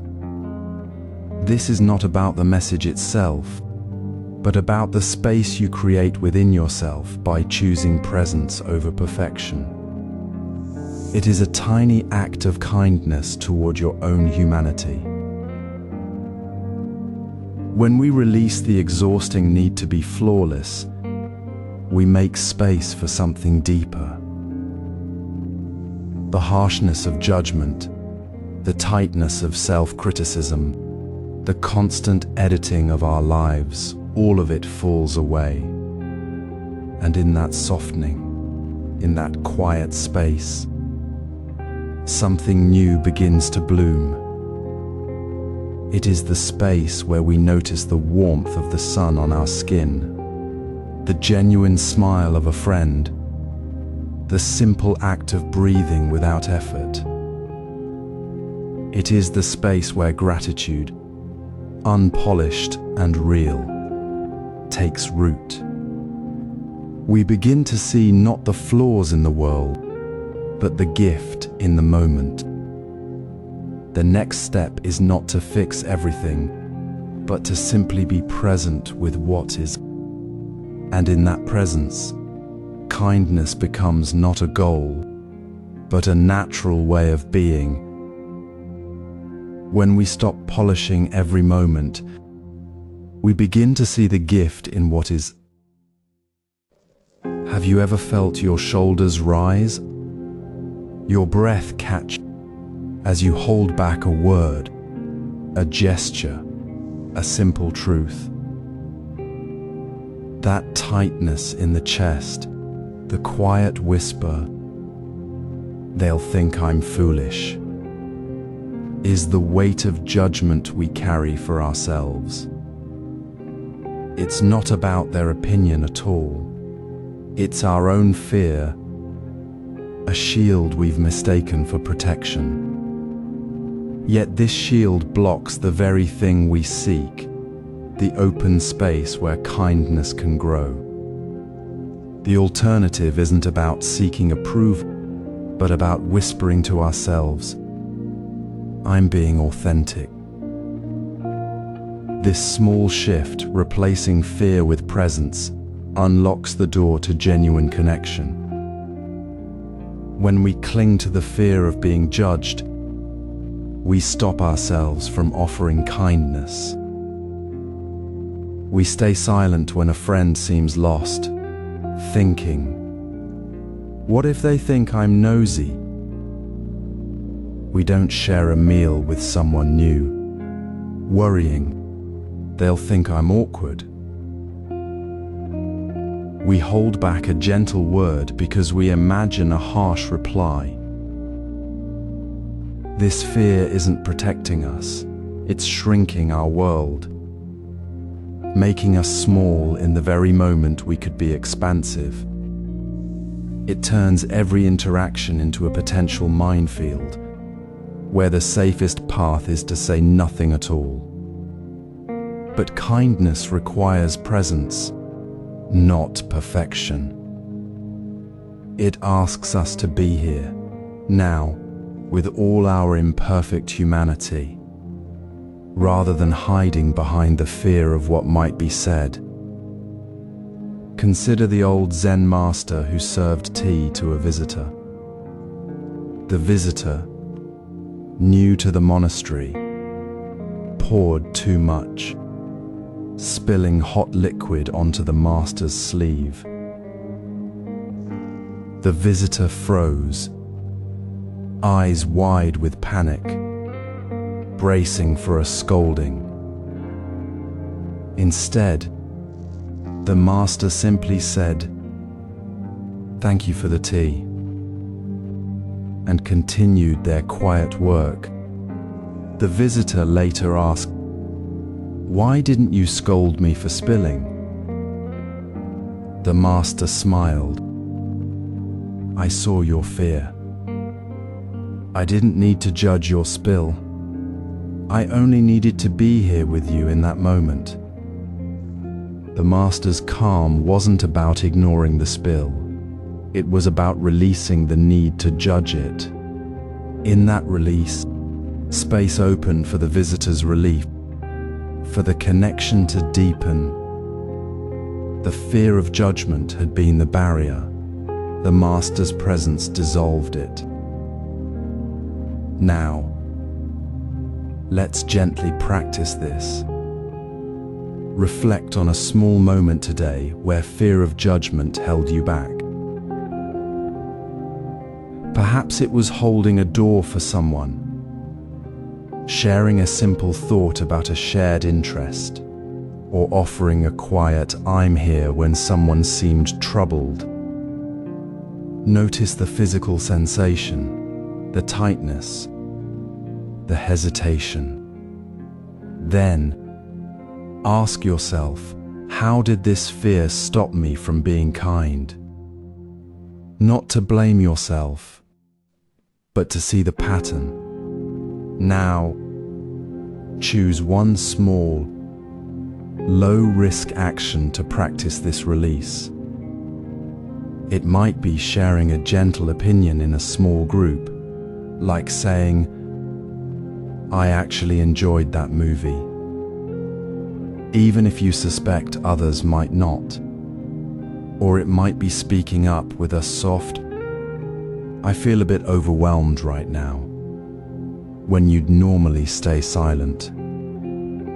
Do this not to be seen as brave, but simply to notice what happens when you step into your own authenticity, however gently. In that small act, you're not seeking approval. You're letting go of the heavy burden of others' imagined thoughts. You're creating space, not for perfection, but for the tender, imperfect truth of your presence.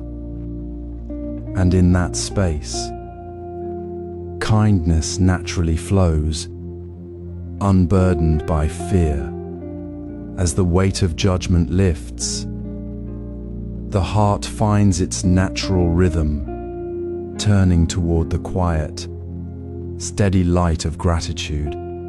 With fear released, we'll now explore gratitude as a practice, where every moment, even the small ones, becomes a gentle offering. Notice how the simplest moments hold the deepest wisdom. The steam rising from your morning tea, the weight of a stone in your palm, the quiet rhythm of your breath.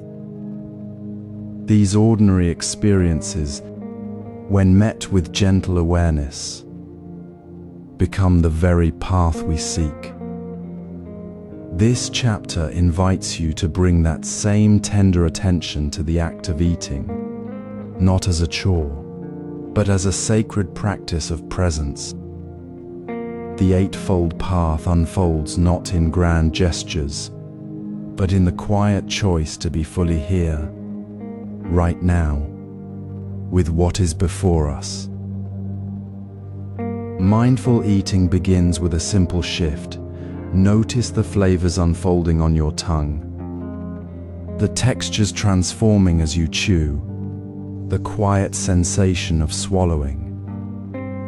It is the soft sound of rice grains meeting, the subtle sweetness of an apple, the earthy depth of a bean. No need to analyze, just to feel. Notice how your body responds to each bite, the natural rhythm of your jaw, the gentle release of tension as you chew slowly. This is not about eating slower. It is about eating with your whole being, without the constant pull of the next thing, the next screen, the next thought. Reflect softly on your own experience. When did you last eat without distraction, truly tasting each mouthful? Perhaps it was a hurried lunch at your desk, scrolling through emails, or a meal eaten while watching the news, your mind already elsewhere. How did that feel? Did the food lose its taste? Or did you feel disconnected from the simple act of nourishment? Imagine a quiet morning, a simple bowl of rice before you. The steam carries a soft warmth. You lift a single grain, feel its slight resistance, watch it move to your mouth. You chew slowly, noticing the softness, the subtle release of flavor, the gentle movement in your jaw. The world outside the window continues, but within this moment, there is only the rice, the warmth, the quiet awareness of your own presence. This is the Zen of eating. It is not about the rice being perfect or the meal being elaborate. It is about meeting this simple, ordinary moment with kindness and attention. It is the practice of releasing the need to rush, to consume, to be elsewhere. It is the gentle acknowledgement that eating is not merely fuel, but a direct encounter with life itself, right here, right now. So, take this invitation to your next meal. Choose one meal, or even one bite, to eat without distraction. Turn off the screen, step away from the book, and simply be with the food. Breathe. Feel the warmth of the bowl. Notice the grain of rice, the texture of the vegetable, the quiet act of chewing. Let the flavors guide your attention. Let the sensation of chewing anchor you. This is not a task to complete, but a gift to receive. It is the practice of returning again and again to the simple truth of this moment. this breath, this bite. In this gentle awareness, the ordinary becomes extraordinary, and the path of wisdom and kindness begins to reveal itself in the most everyday ways. As you savor this moment, notice how the calm you cultivate in eating begins to ripple through your steps, your gestures, your very way of moving through the world. As we carry the gentle compassion from mindful eating into the quiet spaces between moments, we discover the Eightfold Path unfolds not in grand gestures, but in the tender invitation to be fully here. The path of wisdom and kindness deepens when we release the grip of urgency, replacing it with a soft, curious presence. Instead of rushing through tasks as obstacles to overcome, we approach them as opportunities to meet life anew. Notice how rushing creates unnecessary stress, how our shoulders tighten, our breath quickens, and the world narrows to a single destination. This constant speed, this sense of never quite arriving, is the very root of the tension we carry. Gentle awareness invites us to step outside that cycle, to meet each ordinary moment with a calm, open heart. Consider folding laundry, a simple act often done while the mind races ahead. What if, for this one moment, you met the soft weight of the fabric, the subtle scent of clean cotton, the gentle sound of it settling into place? Feel the texture beneath your fingers. Notice the way light falls on the folds, and let your attention rest there without judgment. This is not about doing it faster or better, but about meeting the task with gentle curiosity. When you fold a shirt, let your awareness be the thread that holds the moment together.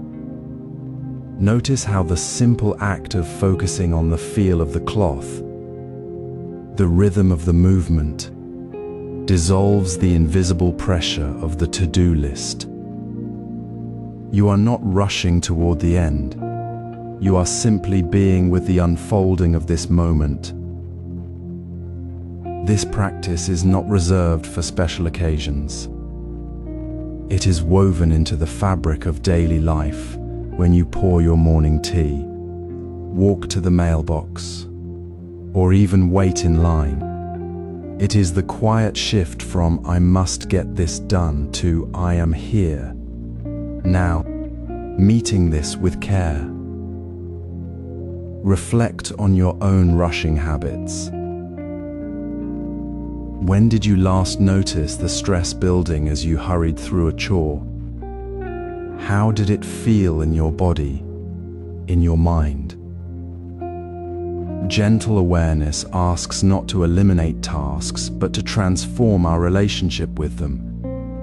We release the need to be anywhere else but where we are, right here, right now. This is the heart of the Eightfold Path, wisdom not as distant knowledge, but as the calm clarity found in a single, mindful fold. Try it now. Choose one small task you might usually rush through. Feel the weight of the object in your hands. Hear the soft sounds around you, and let your breath slow. Be the quiet witness to the simple act itself. This is not a performance, it is a gentle return to yourself. As you fold that shirt, or wash that dish, or walk that short path, you're not just completing a chore, you are practicing presence. You are meeting life with kindness.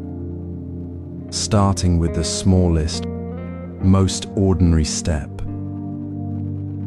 This quiet attention to folding laundry, to washing dishes, to simply standing still, this is where the path becomes real.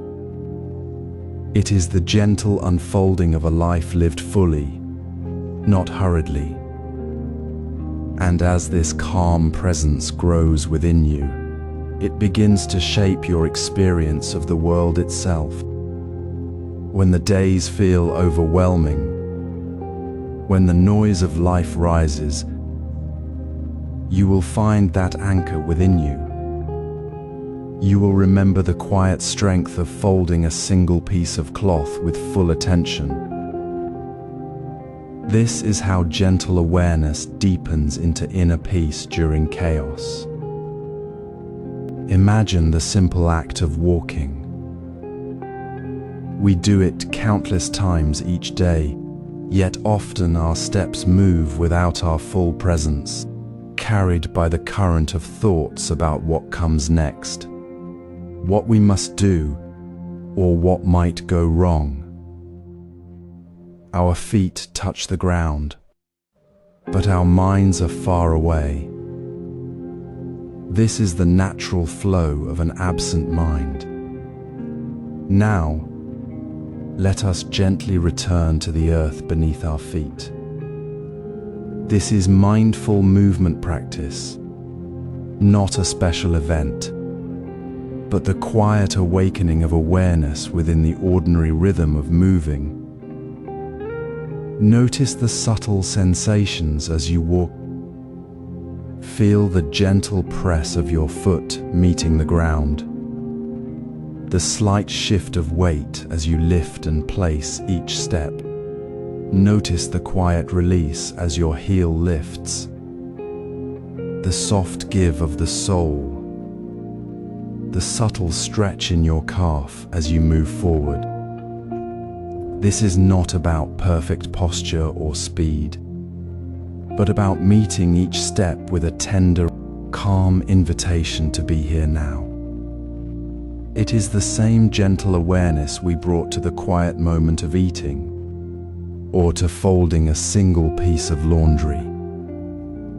It is the quiet practice of meeting the ordinary with whole being presence, dissolving the urgency with soft curiosity. Reflect on a recent moment when you moved through the world without being present. Perhaps you hurried across a street, eyes fixed on a phone, or walked to the kitchen on autopilot, lost in planning. What did you miss in that moment? The warmth of the sun on your skin, the sound of your own breath, the simple, grounding connection of your body with the earth. This reflection is not about judgment, but about noticing the natural tendency to drift and recognizing the opportunity to return, step by step. Now, practice this simple awareness for just 5 minutes. Choose a short path, perhaps around your room or along a quiet garden path. Begin walking slowly. Feel your feet. Notice the contact, the weight, the release. Feel the movement through your legs, the quiet shift of your center. If your mind wanders to the past or future, gently guide it back to the feeling of your feet touching the ground. Let the rhythm of your step become your anchor, as steady as the earth itself. This is not about achieving stillness, but about discovering calm presence within the motion. In this practice, we do not seek to stop the mind, but to meet its constant flow with a soft, unshakable awareness. We notice the thought about tomorrow, and then gently return to the sensation of the step. We notice the worry about a task, and then feel the quiet pressure of the sole on the floor. This is the heart of mindful movement, meeting each step, each sensation, exactly as it is, without needing it to be different. As you walk, notice how this simple awareness begins to soften the edges of anxiety. The tightness in your shoulders may ease. The constant chatter about outcomes may quiet. Not because the worry disappears, but because you're already standing firmly on the ground, present in this very moment. This physical awareness becomes a gentle anchor, supporting us to release worries about outcomes. It reminds us that we are already here, already whole, already connected to the earth beneath our feet. The path forward is not found in rushing toward the future, but in walking each step with full attention, with kindness toward ourselves and the world we move through. This calm presence in movement is the quiet wisdom that transforms the journey itself. Imagine the quiet stillness of folding laundry, a practice that anchored you in the present moment. Now, let us gently shift from that deep calm into the natural flow of movement, not as an escape from stillness, but as its living expression. The Eightfold Path invites us to move with purpose, yet without urgency, to energize our bodies and minds, not to fix a perceived problem. Notice the difference when you stretch your arms slowly toward the morning light, not because you feel stiff, but simply to feel the soft expansion in your shoulders, the subtle warmth spreading through your limbs. Feel the energy moving, like a gentle current, not forced but flowing naturally. This is not about achieving a perfect pose or burning calories, but about meeting your body with gentle curiosity, noticing where tension holds and where lightness begins. Consider a simple morning stretch. Stand barefoot on cool floorboards. Lift your arms slowly, palms up, as if gathering sunlight. Feel the stretch in your spine, the quiet strength in your legs. Do not judge the movement as too slow or too fast. Do not chase a feeling of instant energy. Simply notice the sensation as it arises, a warmth in your chest, a lightness in your step, a quiet release in your jaw. This is the essence of mindful movement for energy, meeting the body's natural rhythm, not imposing your will upon it. Reflect on this. How does moving without the burden of fixing or achieving change your mood? Perhaps you notice a softening of worry, a quiet joy in the simple act of being alive within your body. The energy you seek is already present, waiting to be noticed, not created. Now, try it. Choose one small movement that feels genuinely energetic to you. It might be a slow dance step as you move to pour your tea, a few deliberate stretches while waiting for the kettle, or even the simple act of walking to the window with full attention. Move with no goal other than to feel the movement itself. Feel the ground beneath your feet, the air on your skin, the quiet pulse in your hands. Notice if your mood shifts as you move this way. Does the tightness in your shoulders ease? Does a small smile touch your lips? This practice is not about grand gestures, but about returning to the ordinary, finding the sacred in the simple act of moving with kindness toward yourself. This gentle awareness in movement is the quiet energy that carries us forward. It is the soft current that flows through the stillness of folding laundry and becomes the river of presence in our daily lives. When we move without the need to fix, without the burden of outcome, we discover that energy is not something we chase, but something we simply allow to flow. It is the calm presence that dissolves anxiety into simple awareness. With energy aligned in this way, we step lightly into the next moment, ready to release attachment to outcomes. We move not for what will happen next, but for the simple, profound truth of being here, now, moving with gentle kindness. Imagine the quiet space between your breaths, the gentle pause before the next thought arises. In this space, notice how worry often settles, like dust on a shelf, unseen, yet accumulating. Many of us carry burdens that serve no purpose, whispering anxieties about what might happen, what could go wrong, or what we might have missed.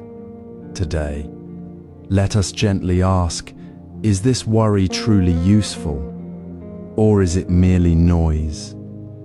A distraction from the life we are already living? Pause and reflect. What worry have you carried for days, even weeks, that turned out to be unfounded? Perhaps it was the fear of a missed bus, a misunderstanding that resolved itself, or a future event that never came to pass. These worries, though they feel heavy at the time, are often shadows cast by our own minds, not by reality. Consider this simple moment from a Zen garden. A monk sits beneath a maple tree, his hand resting on his knee. His mind is quiet until a thought arises. What if the letter I sent never reached my friend? What if they are angry? He notices the tightness in his chest, the way his breath quickens. He pauses, then asks himself softly, is this worry useful? Does it help me now? Or does it only make me feel smaller? He looks around, the rustling leaves, the warm sun on his skin, the sound of distant birds. The worry dissolves, not because the letter was delivered, but because he saw it for what it was, a passing thought, not a truth. He releases it like a fallen leaf, watching it drift away without a trace. The peace that follows is not the absence of thought, but the presence of calm awareness. Now, take a moment for yourself. Find a quiet corner, a sheet of paper, and a pen. Write down the worry that feels most heavy today. Be specific. Will I fail this project? Or what if they don't call? Write it plainly, without judgment. Then, hold the paper gently. Feel the weight of it in your hands. Now, safely, fold it or tear it into small pieces. Watch as you release it, perhaps into a candle flame with care, or into a small, safe fire. As you do, whisper to yourself, "This worry does not serve me. I choose to let it go." Feel the lightness that follows, as if a small door in your heart has opened. This is not about ignoring life's challenges, but about refusing to carry unnecessary stones. It is about recognizing that most of our suffering comes not from what is real, but from what we imagine. Notice how this act of release creates space. It is like clearing a single leaf from a still pond, allowing the water to reflect the sky once more. When we release the unnecessary weight of worry, we make room for something else, something already present but often overlooked. We begin to see the ordinary moments with fresh eyes, the warmth of tea in your hands, the sound of rain on the roof, the quiet comfort of your own breath. This is the shift. The space where worry once lived is now filled with gratitude. Not for grand events, but for the simple, steady presence of life unfolding right now. Releasing worry makes space for gratitude in ordinary moments. It is here, in this quiet release, that we discover the unshakable peace we have been seeking. It is not a distant goal, but the very ground beneath our feet, waiting to be noticed. As we dissolved anxiety in Chapter 6, finding calm through mindful movement, we discovered a quiet awareness that flowed effortlessly. Now, this awareness turns inward, gently guiding us to release the tight grip we often hold on what might happen. The Eightfold Path teaches that suffering arises not from events themselves, but from our clinging to specific outcomes. We worry about whether the work will be praised, whether the conversation will go well, whether the effort will yield the expected result. This constant mental tug-of-war creates tension, like holding a stone in your hand long after you no longer need it. The true wisdom lies not in predicting the future, but in fully inhabiting the present moment of your effort. Consider the Zen tea ceremony. A monk prepares matcha not to serve a perfect cup, but to be present with each motion. He feels the weight of the bamboo whisk, the steam rising from the hot water, the rhythm of his breath as he whisking the paste into a smooth, vibrant green. His focus is entirely on the action, pouring the water, stirring the leaves, holding the bowl, without a single thought of whether the guest will smile or call it excellent. He simply does the task with full attention. There is no need to fixate on the end result, because the result is already present in the care of the action itself. This is the heart of releasing attachment. The effort becomes its own reward, a practice of kindness toward oneself and the moment. Reflect on your own day. When you cook a meal, do you watch the colors change in the pan? Feel the warmth of the spices? Or are you already thinking about the praise you hope to receive? When you write a letter, do you savor the words forming? Or are you already imagining the recipient's reaction? Notice the subtle shift in your body when you release the outcome. The shoulders soften, the breath deepens, the mind quiets. You might find yourself saying, "I did my best with what I had," rather than "did it work?" This simple shift, replacing "will it be good?" with "am I fully here?" dissolves the invisible chains of worry. It transforms work from a burden of expectation into an act of presence, a quiet offering of your full self to the task at hand. This practice is not about indifference, it is about profound engagement. When we stop measuring our efforts against an imagined future, we free energy that was trapped in anxiety. That energy flows into the present, making our actions more genuine, our focus sharper, our kindness more natural. The effort itself becomes a meditation, a way to cultivate resilience that isn't shaken by what happens next.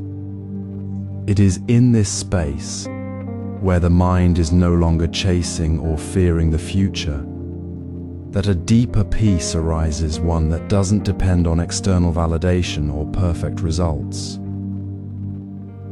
This release of attachment deepens into gratitude for what is. Chaos surrounds us like wind through a crowded market, a relentless tide of demands and noise. Yet within this very storm, a deep stillness awaits. It is not a quiet place away from the world, but a calm that arises when we stop fighting the current and simply stand within it. This is the heart of cultivating peace in chaos, acknowledging the difficulty without letting it pull us under. This is hard, we might say to ourselves, but I'm calm. It is not denial of the storm, but a gentle turning toward the steady ground within. Imagine a kitchen during a dinner rush. Plates clatter, orders shout, and the heat presses close. A chef moves with focused ease, her hands chopping vegetables with rhythmic precision. Her mind is not lost in the noise or the pressure of the waiting guests. She feels the heat, hears the clatter, yet her breath remains steady, her movements clear. She is not ignoring the chaos, she is meeting it with a calm center. This is not special or rare. It is the simple, profound act of being fully present with what is, right now, without adding the weight of "it shouldn't be this way." The chaos remains, but the inner disturbance dissolves. Her calm is not passive, it is the active choice to inhabit the present moment with kindness toward herself and the task at hand. Reflect for a moment. When did you find peace in a chaotic situation? Perhaps it was during a sudden family gathering, a missed train, or a difficult conversation that felt overwhelming. Not the absence of the chaos, but the moment you stopped struggling against it and simply breathed. You might have noticed the warmth of sunlight through a window, the sound of a bird outside, or the simple act of holding your breath for a single, clear second. That moment, however brief, was your inner stillness rising within the storm. It was not the chaos vanishing, but your relationship to it changing. Now, try it gently, right here, right now. As you listen, feel the weight of the moment. Take one slow breath in, feeling the air fill your lungs, bringing gentle awareness. Hold it softly for a moment, then release it slowly, letting go of any tension you are carrying. Take a second slow breath, inhaling calm, exhaling any tightness. Take a third slow breath, inhaling peace, exhaling the need to control what cannot be controlled in this very instant. Feel how the space between the breaths becomes a quiet harbor. This simple practice, repeated in moments of rising stress, is how we build the muscle of calm. It is not about becoming immune to life's turbulence, but about learning to stand steady within it, knowing our center is always there.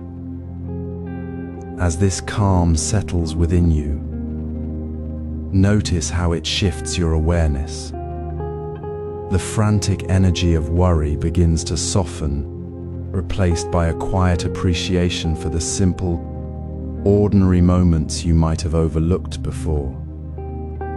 The warmth of your cup, the sound of your own steady breath, the quiet presence of this moment, these become not just small things, but profound gifts.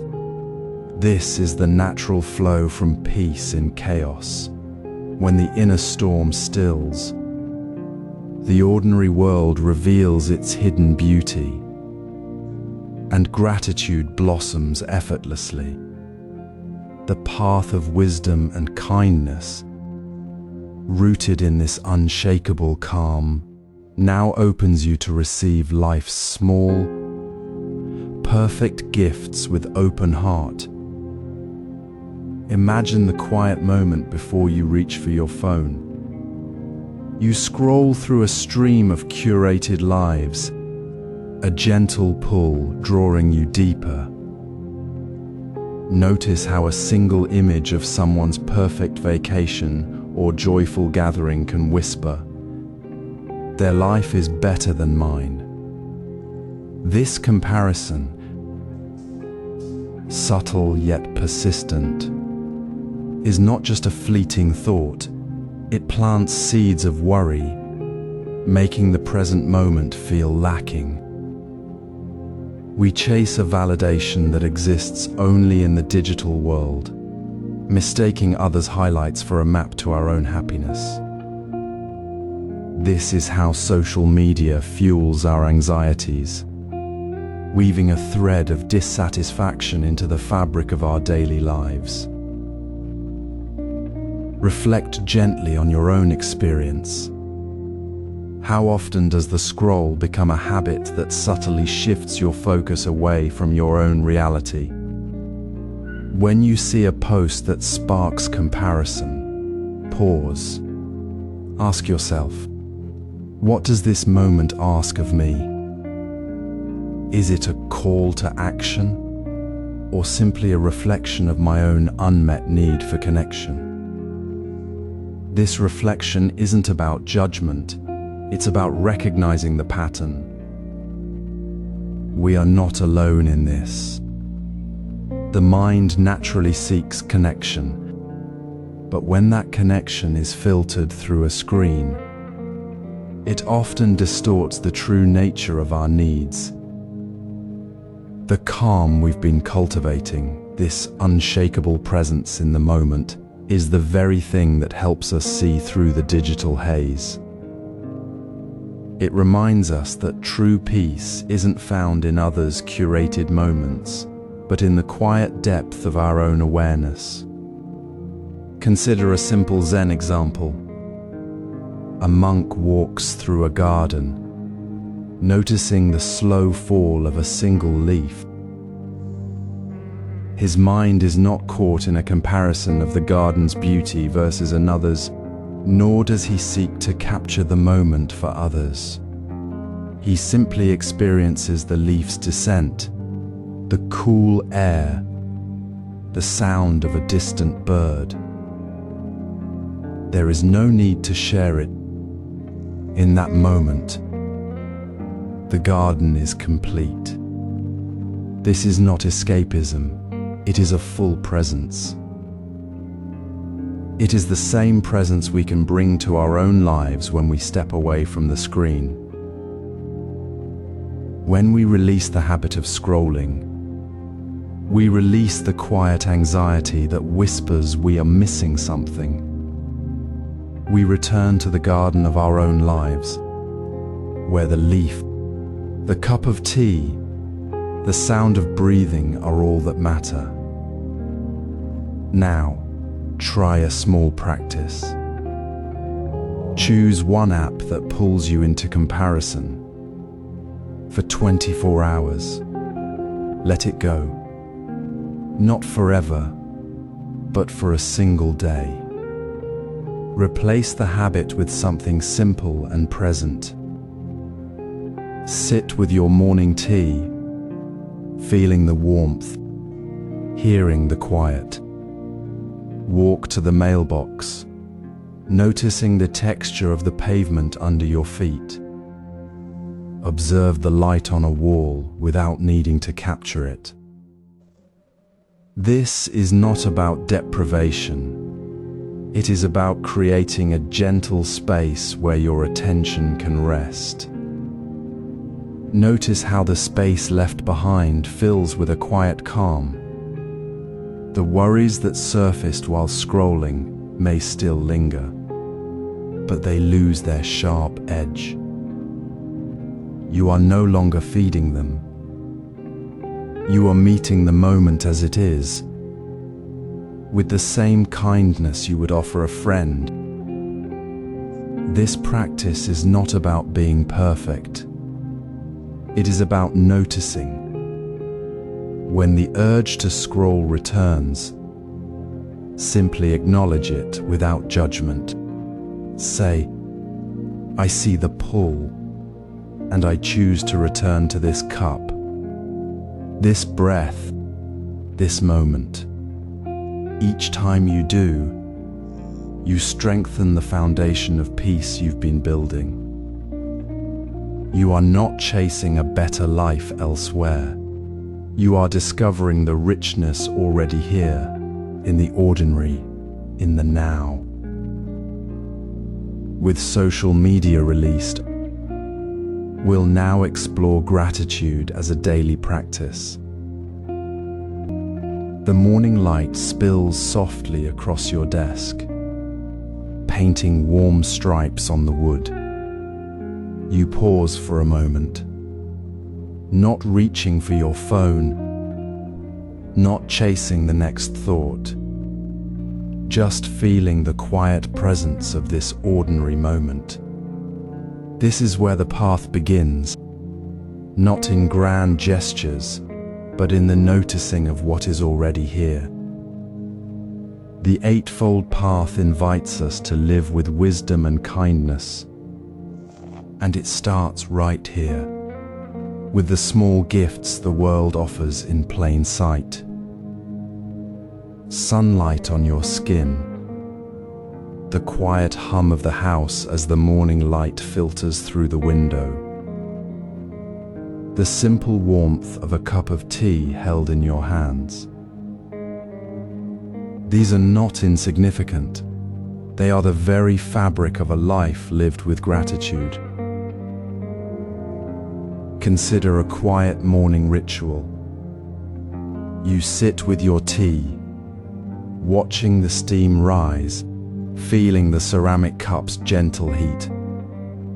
The world outside moves with its usual rhythm, but in this small space, there is no rush, no demand. You notice the scent of the tea, the way the light catches the steam, the quiet sound of your own breath. In that noticing, there is a deep sense of peace. This is the practice, to see the ordinary not as background noise, but as a gift itself. It is easy to overlook these moments, to be swept away by the busyness of the day or the pull of the future. We miss the sunlight because we are looking at the screen, the quiet because we are filling it with thought. Reflect now. What small gift did you overlook today? Was it the cool touch of the breeze when you opened the window? The genuine smile from a stranger? The moment of stillness before you began your work? Perhaps it was the simple fact of your own breath, steady and reliable. Even as the day grew busy, this reflection is not about finding something extraordinary. It is about shifting your gaze to the ordinary, to the gifts already present. It is a gentle turning of attention away from what is missing, towards what is already here.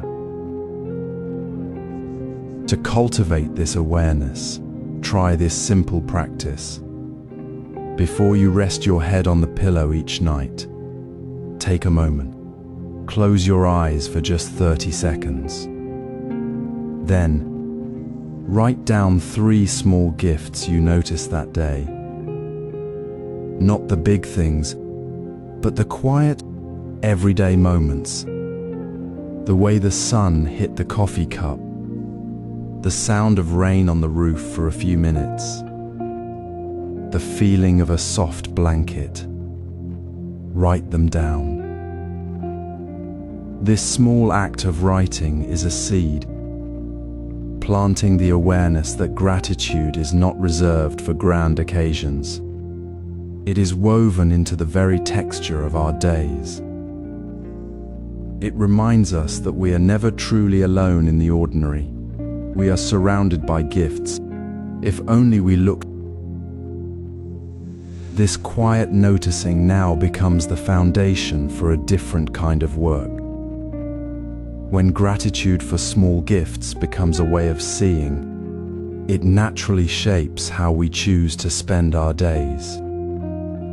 The awareness that the sun on your face is a gift, the tea a simple comfort, the quiet moment a rare treasure, shifts our perspective on the work we do. It invites us to ask, not just what work pays the bills,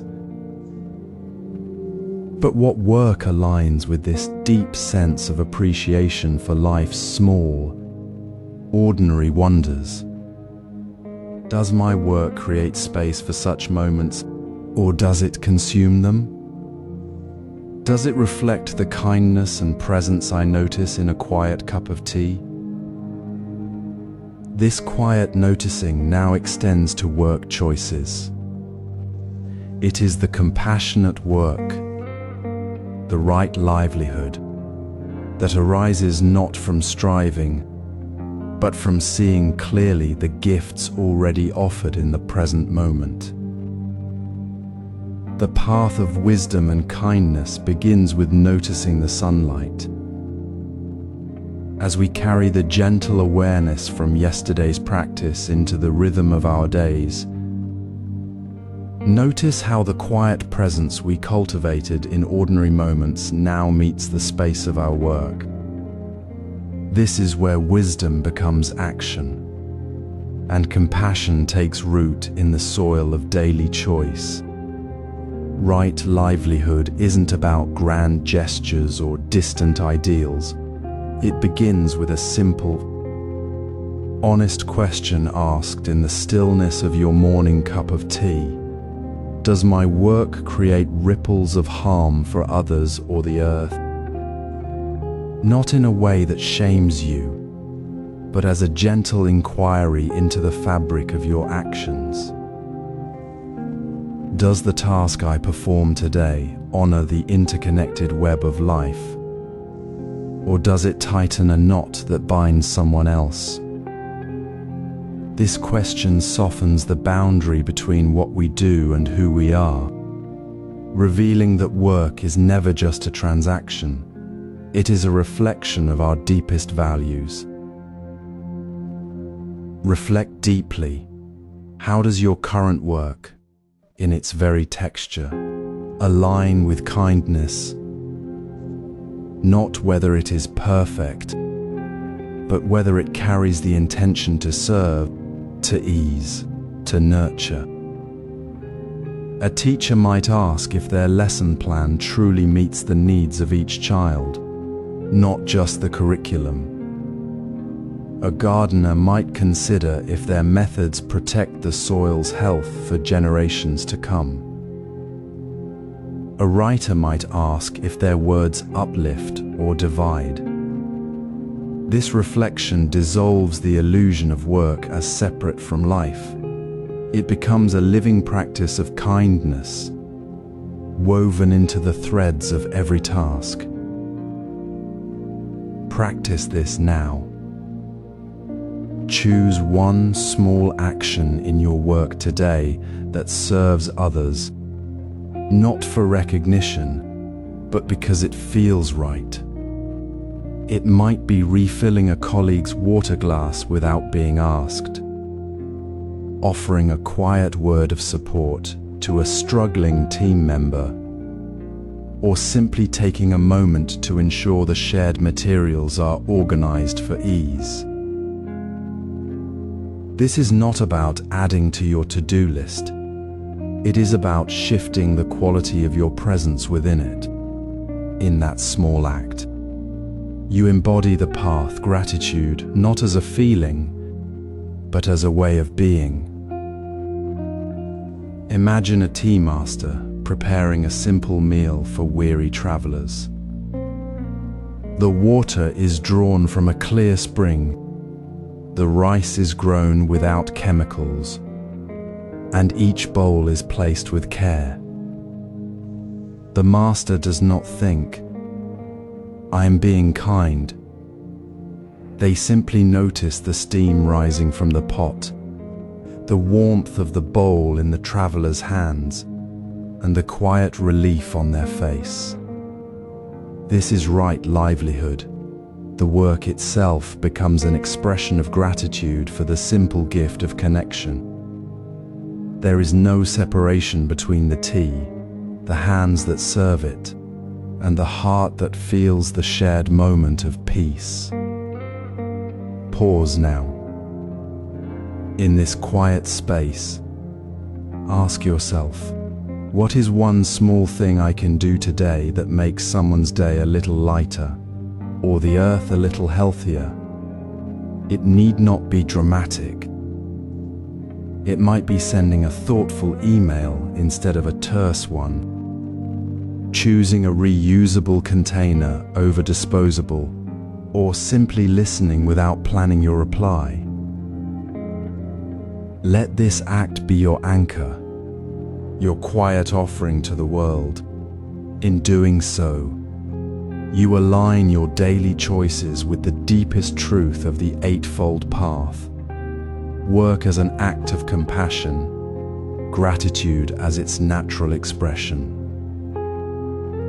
This mindful noticing, this gentle alignment of action and intention, deepens into gratitude for challenges. For in seeing how even small choices ripple outward, we begin to understand that every moment, even the difficult ones, holds the seed of connection. Consider the morning ritual of making coffee. The kettle hums, the beans grind, the steam rises. Often we move through these moments on autopilot, barely noticing.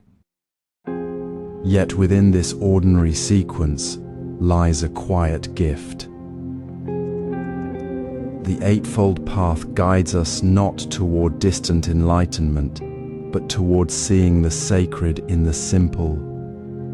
Gratitude for daily routines is not about grand gestures, but about gently shifting our awareness. When we find thanks in washing dishes, commuting, or brewing tea, we transform the mundane into a practice of presence. This isn't sentimentality, it is a profound shift in how we inhabit our lives. We stop seeing tasks as burdens to endure and begin recognizing them as opportunities to connect, to be fully here. The experience changes because our heart has changed. Instead of resistance, there is a soft acceptance, a quiet appreciation for the simple act of being alive and engaged. The water feels warmer. The sound of dishes clinking becomes a gentle rhythm. The commute becomes a chance to observe the world without rushing. This is the essence of right livelihood. Work and daily choices rooted in compassion. And compassion begins with seeing the ordinary as extraordinary. Imagine standing at the sink, washing a single dish. The water flows warm. Your hands move with the rhythm of the task. You feel the smoothness of the ceramic, hear the soft clink as it rests on the rack. In that moment, there is no need to be anywhere else. The mind, usually chasing the next thing, settles. You notice the simple fact of this warm water, this clean dish, this moment of care. You might whisper softly, "Thank you for this moment of calm. Thank you for the clean water. Thank you for the chance to care for this thing." This practice is not about forcing positivity. It is about opening to what is already present, recognizing the inherent kindness in the act itself. The dish is not just a chore, it is a vessel for attention, a small moment of connection between your hands and the world. The gratitude arises naturally from the depth of your presence, not from an effort to feel grateful. It is the natural response of a heart that has paused. So today, choose one routine task. Let it be the coffee you make, the walk to the bus stop, the moment you place your phone down. As you begin, pause for just 3 breaths. Feel the sensations. Then, softly, say thank you, not as a formality, but as a true recognition. Thank you for the warm water. Thank you for the quiet moment before the day begins. Thank you for the chance to care for this small thing.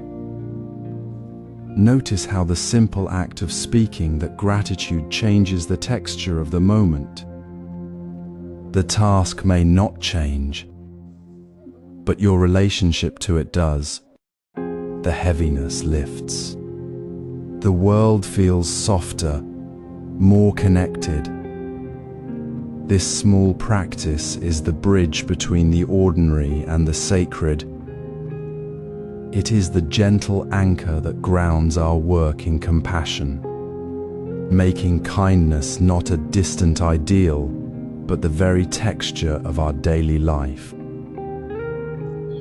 This simple shift in seeing, this practice of gratitude for the ordinary, is where true transformation begins. It is the quiet foundation that allows us to meet challenges, not with resistance, but with the same gentle awareness we bring to washing a dish. The next step is to carry this same mindful gratitude into the moments that feel difficult, seeing them not as obstacles, but as the very ground upon which compassion grows. When the work feels heavy, when tasks stretch into exhaustion, it is easy to see only the burden. Yet in this very difficulty, the path of gratitude unfolds. See the challenge not as an obstacle blocking your way, but as the fertile ground where kindness grows. This is hard, but it is teaching me. The weight of the project, the frustration of a misunderstanding, the unexpected delay. These are not interruptions to your practice, but its very substance. They offer the rare opportunity to meet life with a heart open to learning, rather than closing in resistance. Consider the gardener tending a patch of weeds. The weeds are not the enemy, they are the teacher. Pulling them with patience, noticing how they cling, how the soil feels beneath your hands. This is not merely work. It is a gentle practice in presence, in seeing the necessity within the difficulty. The struggle to clear the weeds becomes the very moment you learn to move with care, to understand that even what seems unwanted serves a purpose in the larger garden. This is the wisdom of gratitude for challenges. It transforms the sharp edge of difficulty into a soft, grounding lesson. Reflect now on your own garden. What challenge, however small, helped you grow recently? Was it a conversation that felt uncomfortable, yet revealed a deeper understanding? Was it a task that seemed pointless, yet taught you patience? Or perhaps a moment of loss that softened your heart toward others? Bring that memory gently to mind. Feel the warmth of that growth within you. Now, when difficulty arises again, let your heart soften. Instead of the old thought, why does this have to happen? Try this simple, powerful shift. Thank you for this lesson. Say it softly, as you might thank the rain for nourishing the earth. This is not forced positivity. It is a return to the true nature of things, that all experience, even the difficult, carries the seed of wisdom and compassion. Carry this practice with you into the ordinary moments. As you prepare your morning tea, feel the warmth of the cup. As you walk to work, notice the rhythm of your steps. When a challenge appears, pause. Breathe. Acknowledge the difficulty. Then, with a quiet heart, whisper, "Thank you for this lesson." This is how gratitude becomes the compass for your work, guiding your hands and your heart to act with kindness in every moment. It is the quiet understanding that the path itself is the teacher, and every step, however uneven, is part of the journey. With gratitude integrated, woven into the fabric of daily work and the heart's response to difficulty, we begin to see how all the elements of the Eightfold Path, wisdom, kindness, right effort, naturally unfold from this place of deep appreciation. We move beyond mere action into a natural, compassionate response to the world as it is, right here, right now. This is the true work, the compassionate work that honors the interconnected web of life. It is the gentle rhythm that carries us forward, step by step, into a life fully lived with wisdom and kindness. Close your eyes for a moment. Feel the quiet hum of the world around you, not as noise, but as a gentle rhythm. Now open them and look at the trees outside your window, or the clouds drifting across the sky. Let your awareness settle without needing to name them, judge them, or change them. Simply be present with their quiet existence for 5 minutes. Notice the way a single leaf trembles in the breeze, the slow, patient unfolding of a bud, the way clouds gather and dissolve without effort. This is not about seeing something grand, but about seeing clearly, without the filter of thought. Nature teaches us the most profound wisdom not through words, but through its very presence. The trees do not hold onto their leaves when the wind comes. They let them go with a quiet grace. The clouds do not cling to their shapes. They flow, change, and return to the sky. This is impermanence, not as a concept, but as a living truth, a constant, gentle reminder that all things change. And within this change, there is a deep, inherent kindness.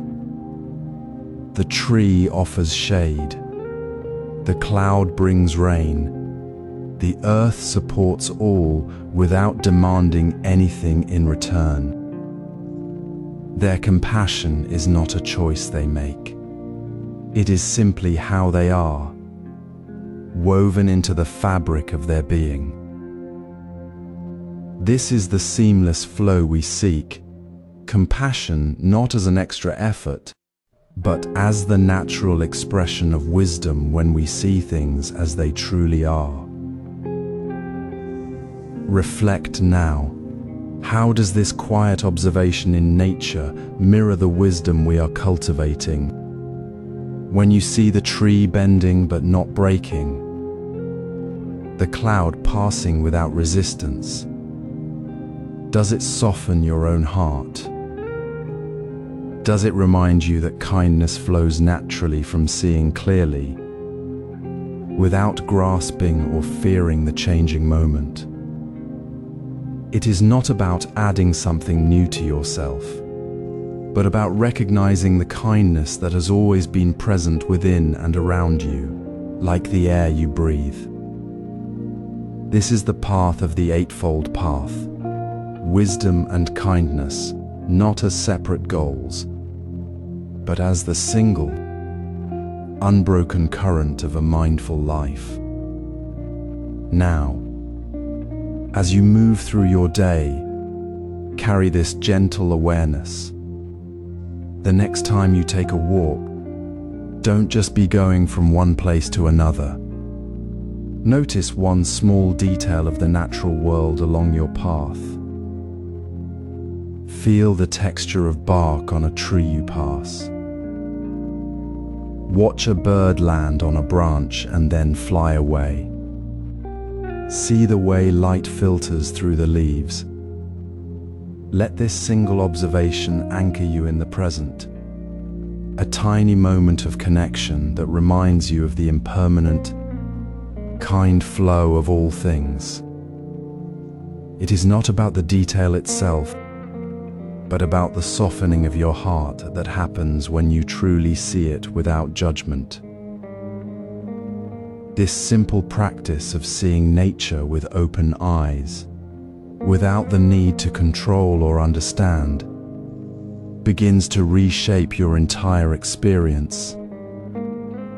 The quiet rhythm of the wind in the trees, the patient turning of the seasons, the effortless giving of the earth.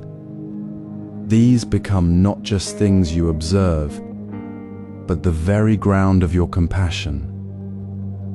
You begin to see that the wisdom which sees impermanence clearly also feels the deep kindness inherent in that very flow.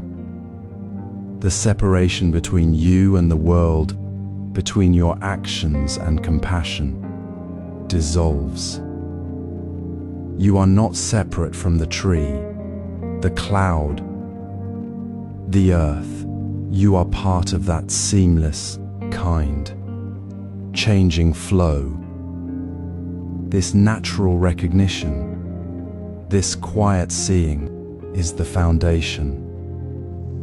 It is the soil from which true compassion grows, not as something you force, but as the natural expression of being fully present.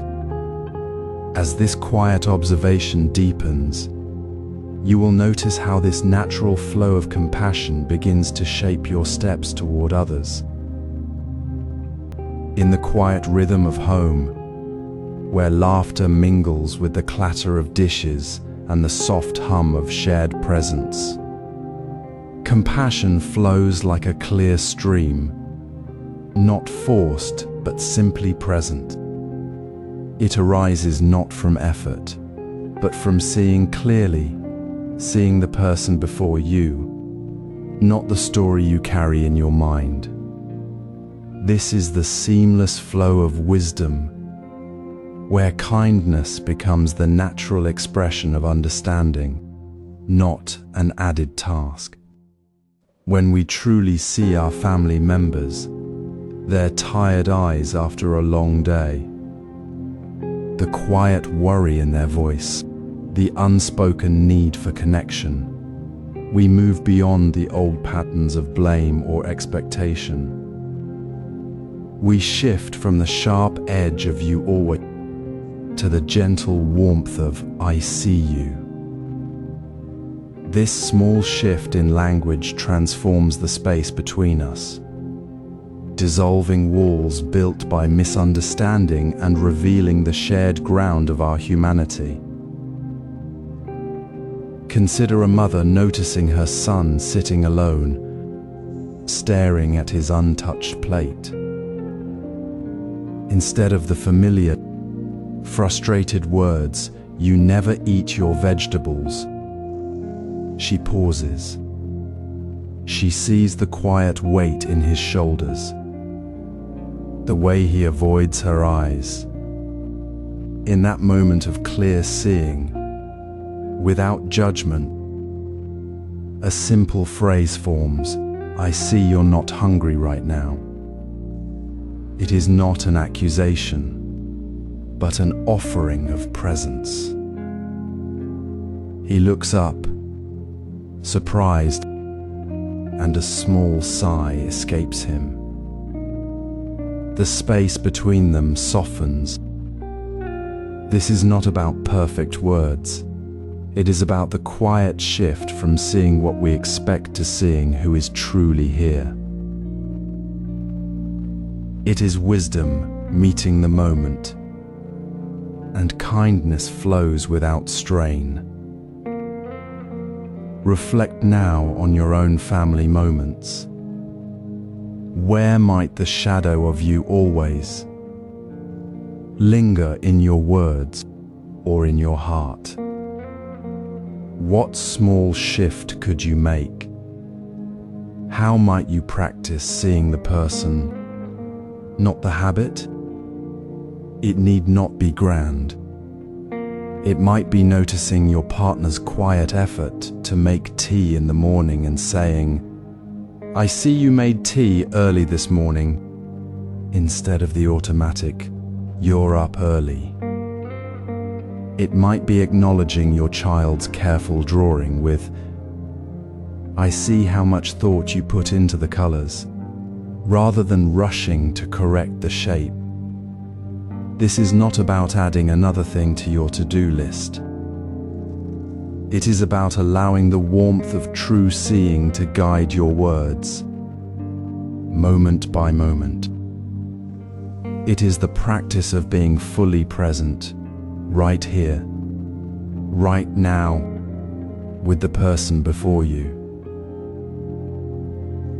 Today, take one small, specific step.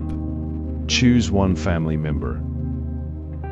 Notice one thing you genuinely appreciate about them, their patience, their quiet strength, the way they remember your favorite snack.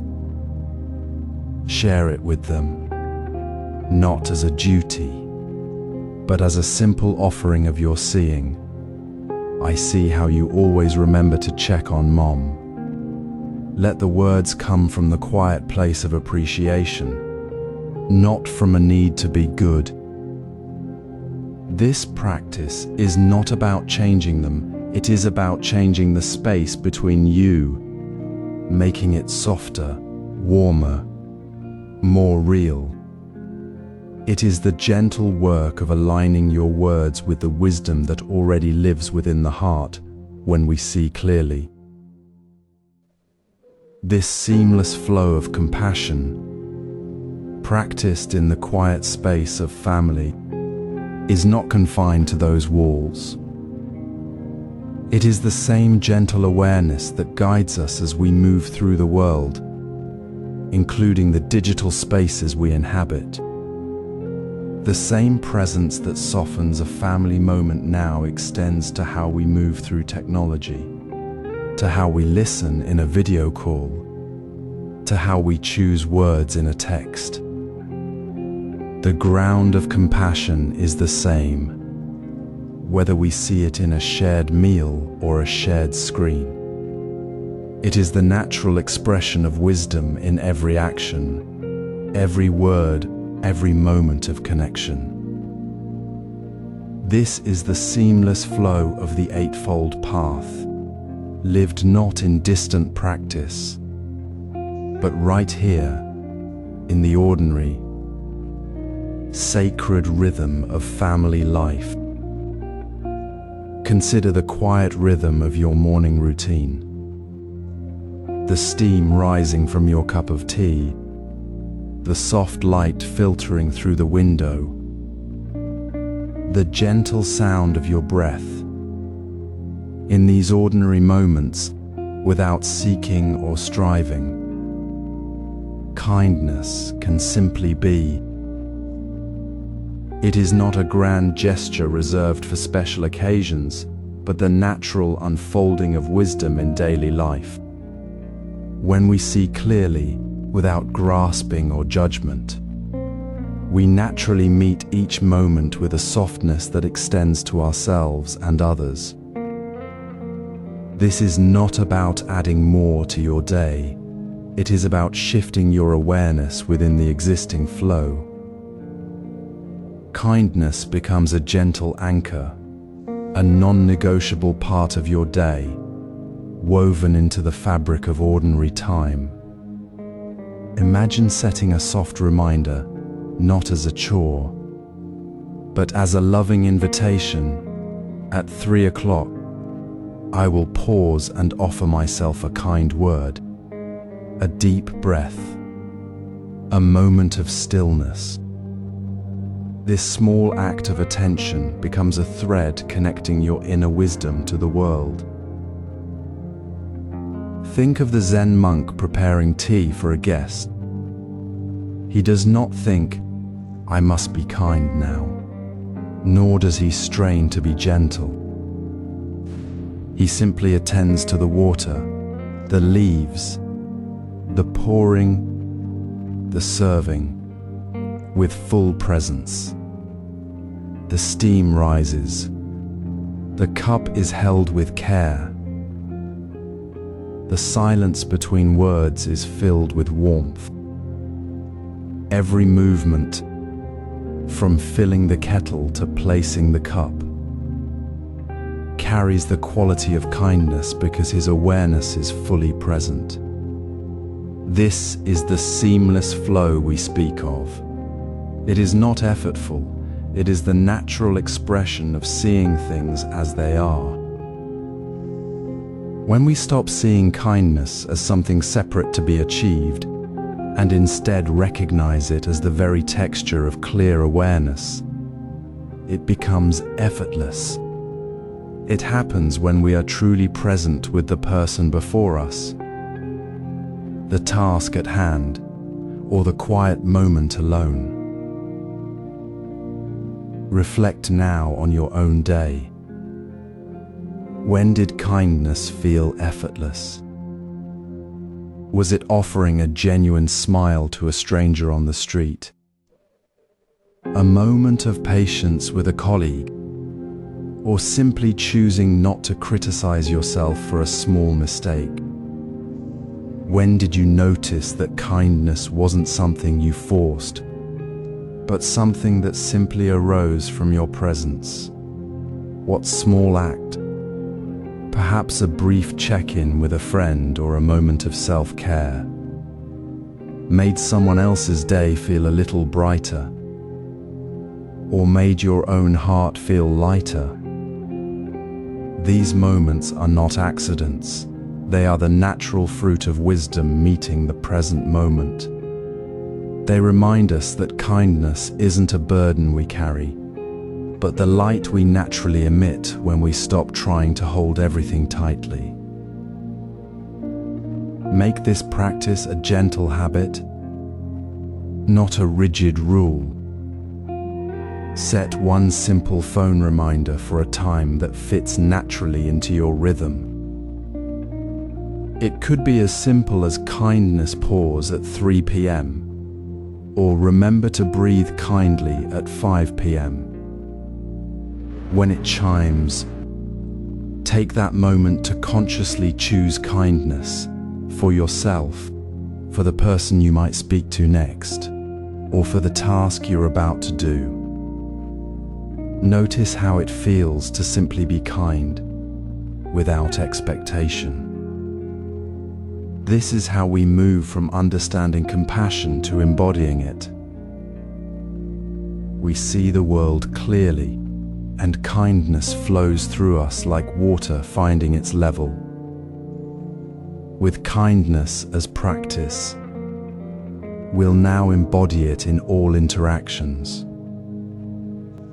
Compassion flows through ordinary moments like water through bamboo, naturally, effortlessly, without force. It is not something we must grasp or achieve. It simply is when we see clearly and act with presence. This is why the gentle awareness we cultivate in family life, in the quiet moments of shared meals or a simple walk, becomes the very ground for kindness in every interaction. Now, we bring this same clear seeing to the digital world, where attention fragments so easily, and find compassion expressed in how we use technology itself. Consider the habit of reaching for your phone while eating, while talking, while simply sitting.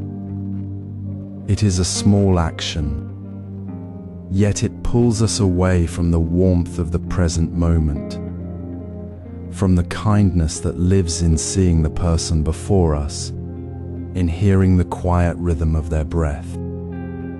Compassion here is not about guilt or judgment, but about a gentle pause. It is choosing to ask before you reach, is this moment for my phone, or for this tea, for this conversation, for the quiet space within?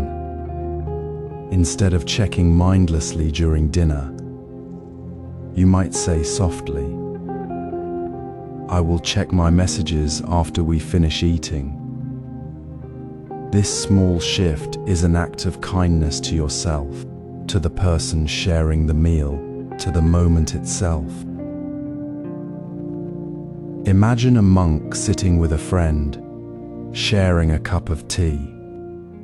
His phone buzzes silently on the table.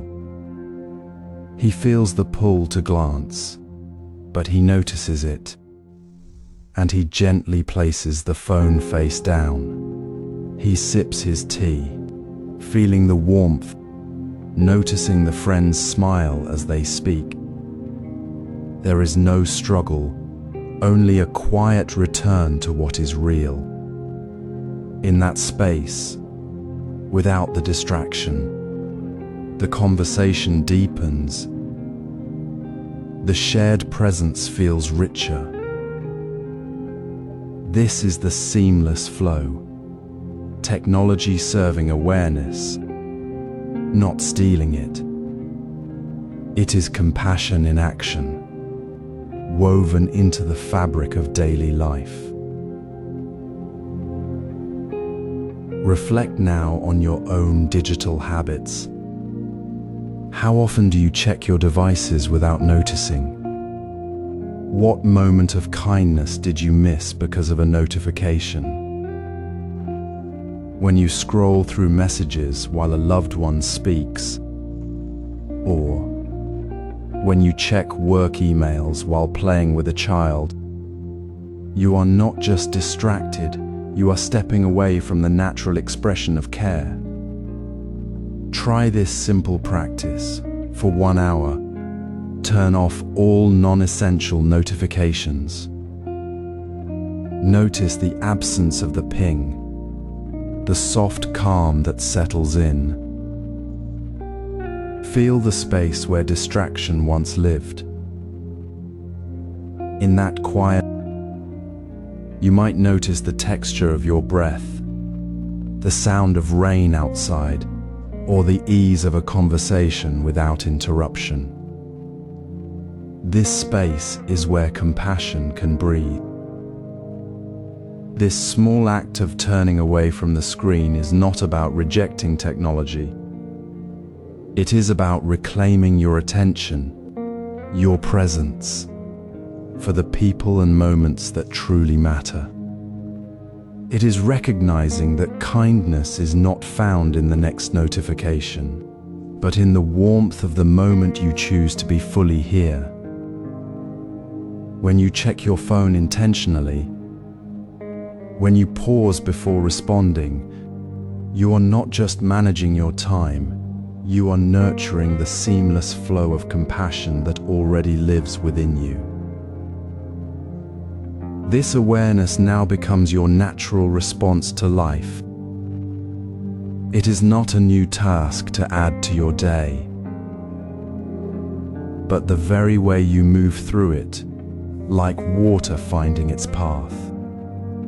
You begin to see technology not as a barrier to kindness, but as a tool you hold with care, using it only when it serves the moment, never when it steals from it.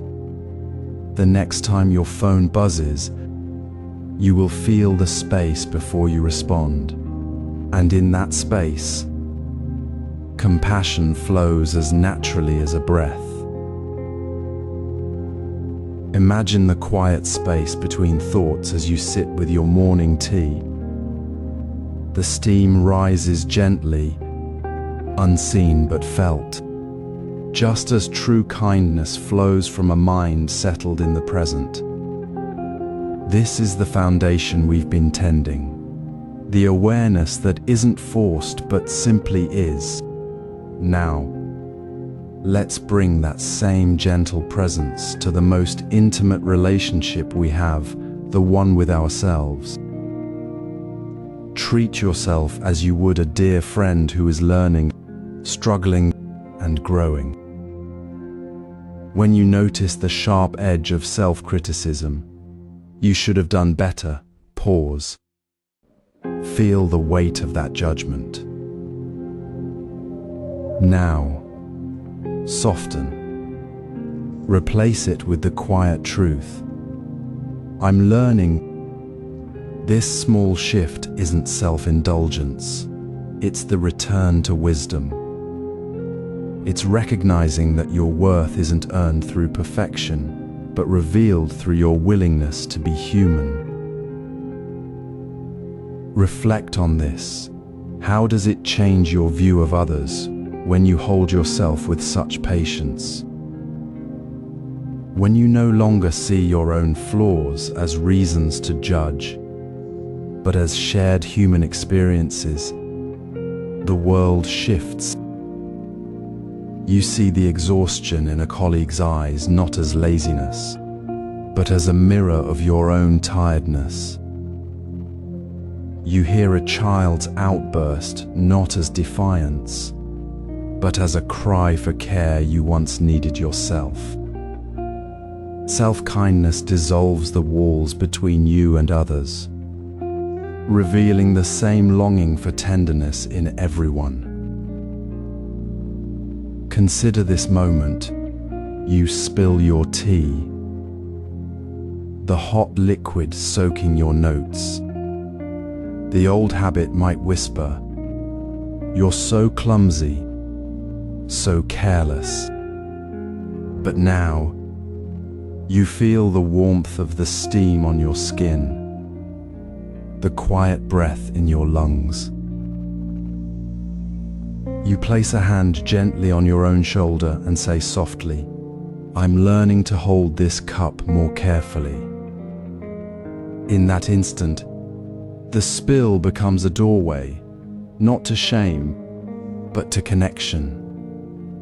You see the barista's tired smile as she mops the counter, and you offer a quiet thank you instead of your usual distracted nod.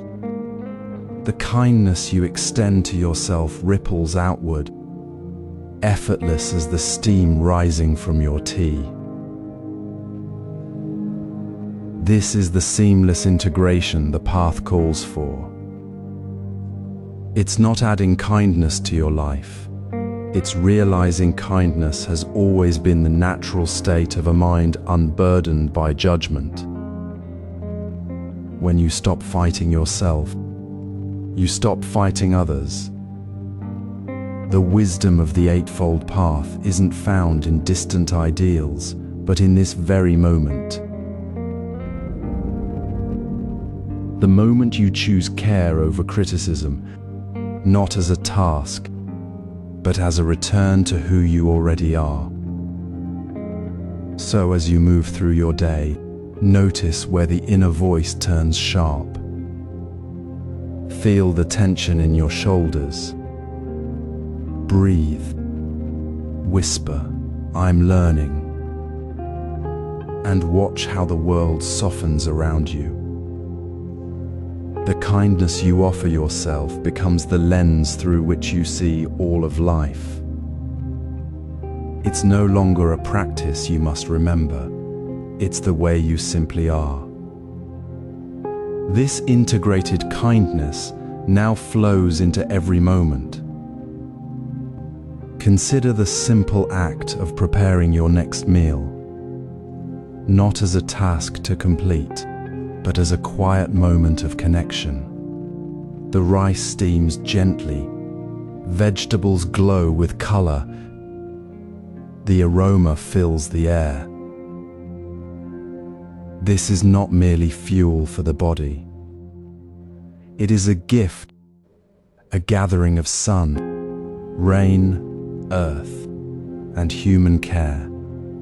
Today, as you sit to eat, let this awareness be your guide. Eat with gratitude for the nourishment, not just for the taste. Feel the warmth in your hands as you hold your bowl. See the textures, the colors, the life that has come together to feed you. Notice the breath before you take the first bite. This is the natural response of a mind that has learned to rest in the present. It is wisdom in action, kindness in its purest form. Imagine a quiet kitchen, early morning. A person places a simple bowl of porridge before them. They pause, not rushing, not distracted by the day's demands. They look at the soft grains, the steam rising like a gentle breath. They feel the quiet gratitude welling up, not as a thought to be remembered, but as a natural response to the simple truth of this nourishment. They place a hand gently on the bowl and say softly, "Thank you for this nourishment." It is not a ritual performed, but a heart speaking from a place of deep appreciation. The first spoonful is taken slowly. The warmth spreads through the body. The taste is savored, not consumed. The mind, unburdened by the past or the future, is fully here. With the food, with the quiet moment, with the simple gift of being alive. This is mindful eating.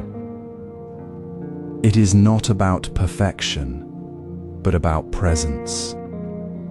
It is the seamless flow of wisdom and kindness we have been cultivating, now fully present in the ordinary act of taking sustenance. Reflect on your own relationship with food. How often do you eat without truly seeing the food before you, without feeling the simple act of receiving nourishment? How does it change when you pause, even for a single breath, to acknowledge the gift? Does it shift the feeling from consumption to connection? Does it soften the mind, making space for a gentler attitude towards yourself and the effort that brought this meal to your table? This practice is not an extra step added to your day. It is the natural unfolding of the self-kindness we discovered in the quiet moments of CH10SC01. When the mind is unburdened by judgment, when kindness flows effortlessly to yourself, it naturally extends to the food, to the process, to the very act of eating.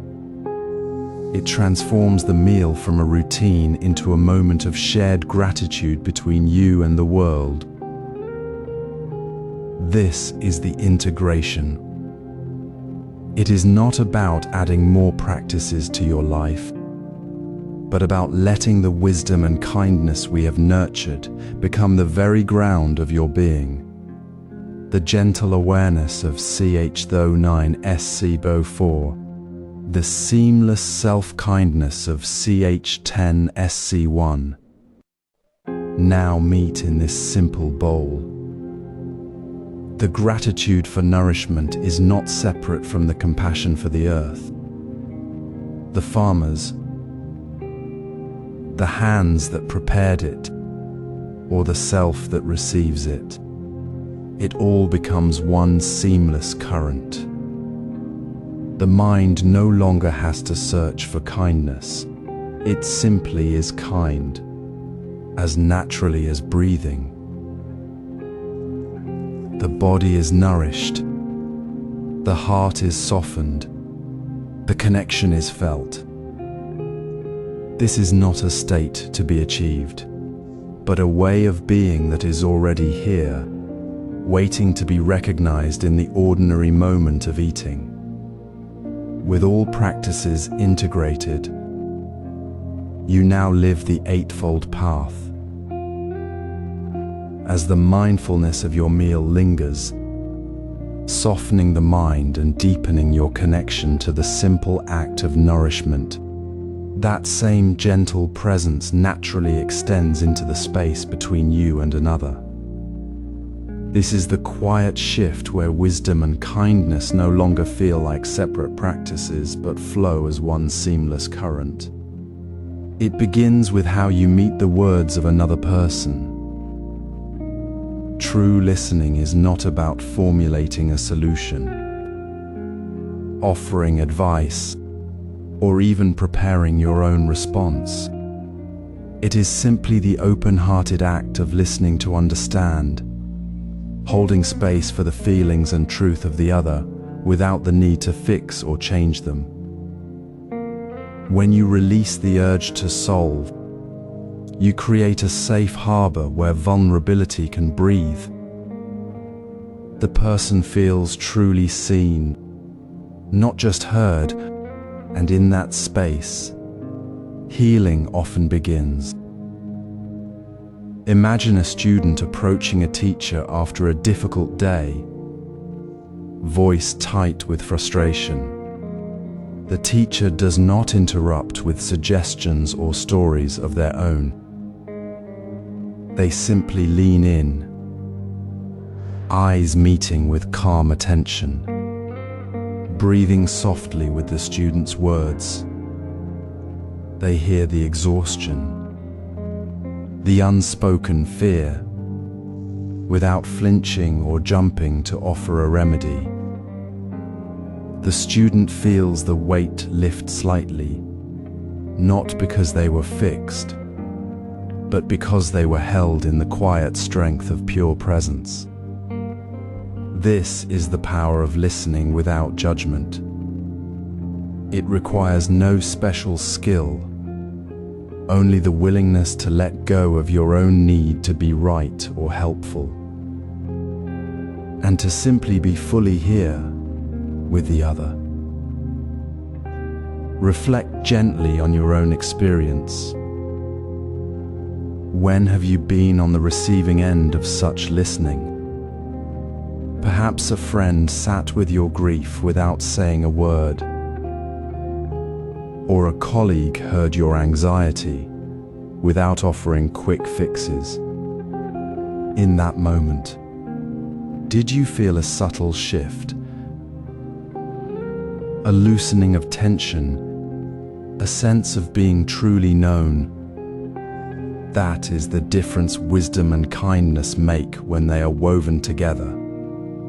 It is not about grand gestures, but about the ordinary, radical act of giving your full attention, free from the distraction of your own thoughts or the desire to make things better. Now, in your next conversation, practice this simple return to the present. Let your awareness settle on the speaker. Notice the tone in their voice, the pauses they take, the unspoken emotions beneath the words. When your mind drifts to your own response, gently guide it back to the sound of their voice and the space they are sharing. Do not worry about listening perfectly, simply begin again. Each time your attention wanders, to rest fully in the moment of their words. This is not a task to complete, but a way of being to cultivate. It is the natural expression of a mind unburdened by judgment, a heart open to the simple truth of the other. This is how wisdom and kindness integrate. They are not separate paths you walk. They become the very ground beneath your feet, the air you breathe in every interaction, the mindful presence you brought to your meal, the self-kindness you discovered within yourself. All flow into this effortless listening. You no longer have to remember to be kind or to be wise. You simply are, fully present, holding space for the humanity in another. This is the essence of the Eightfold Path, wisdom and kindness as one seamless, natural response to life.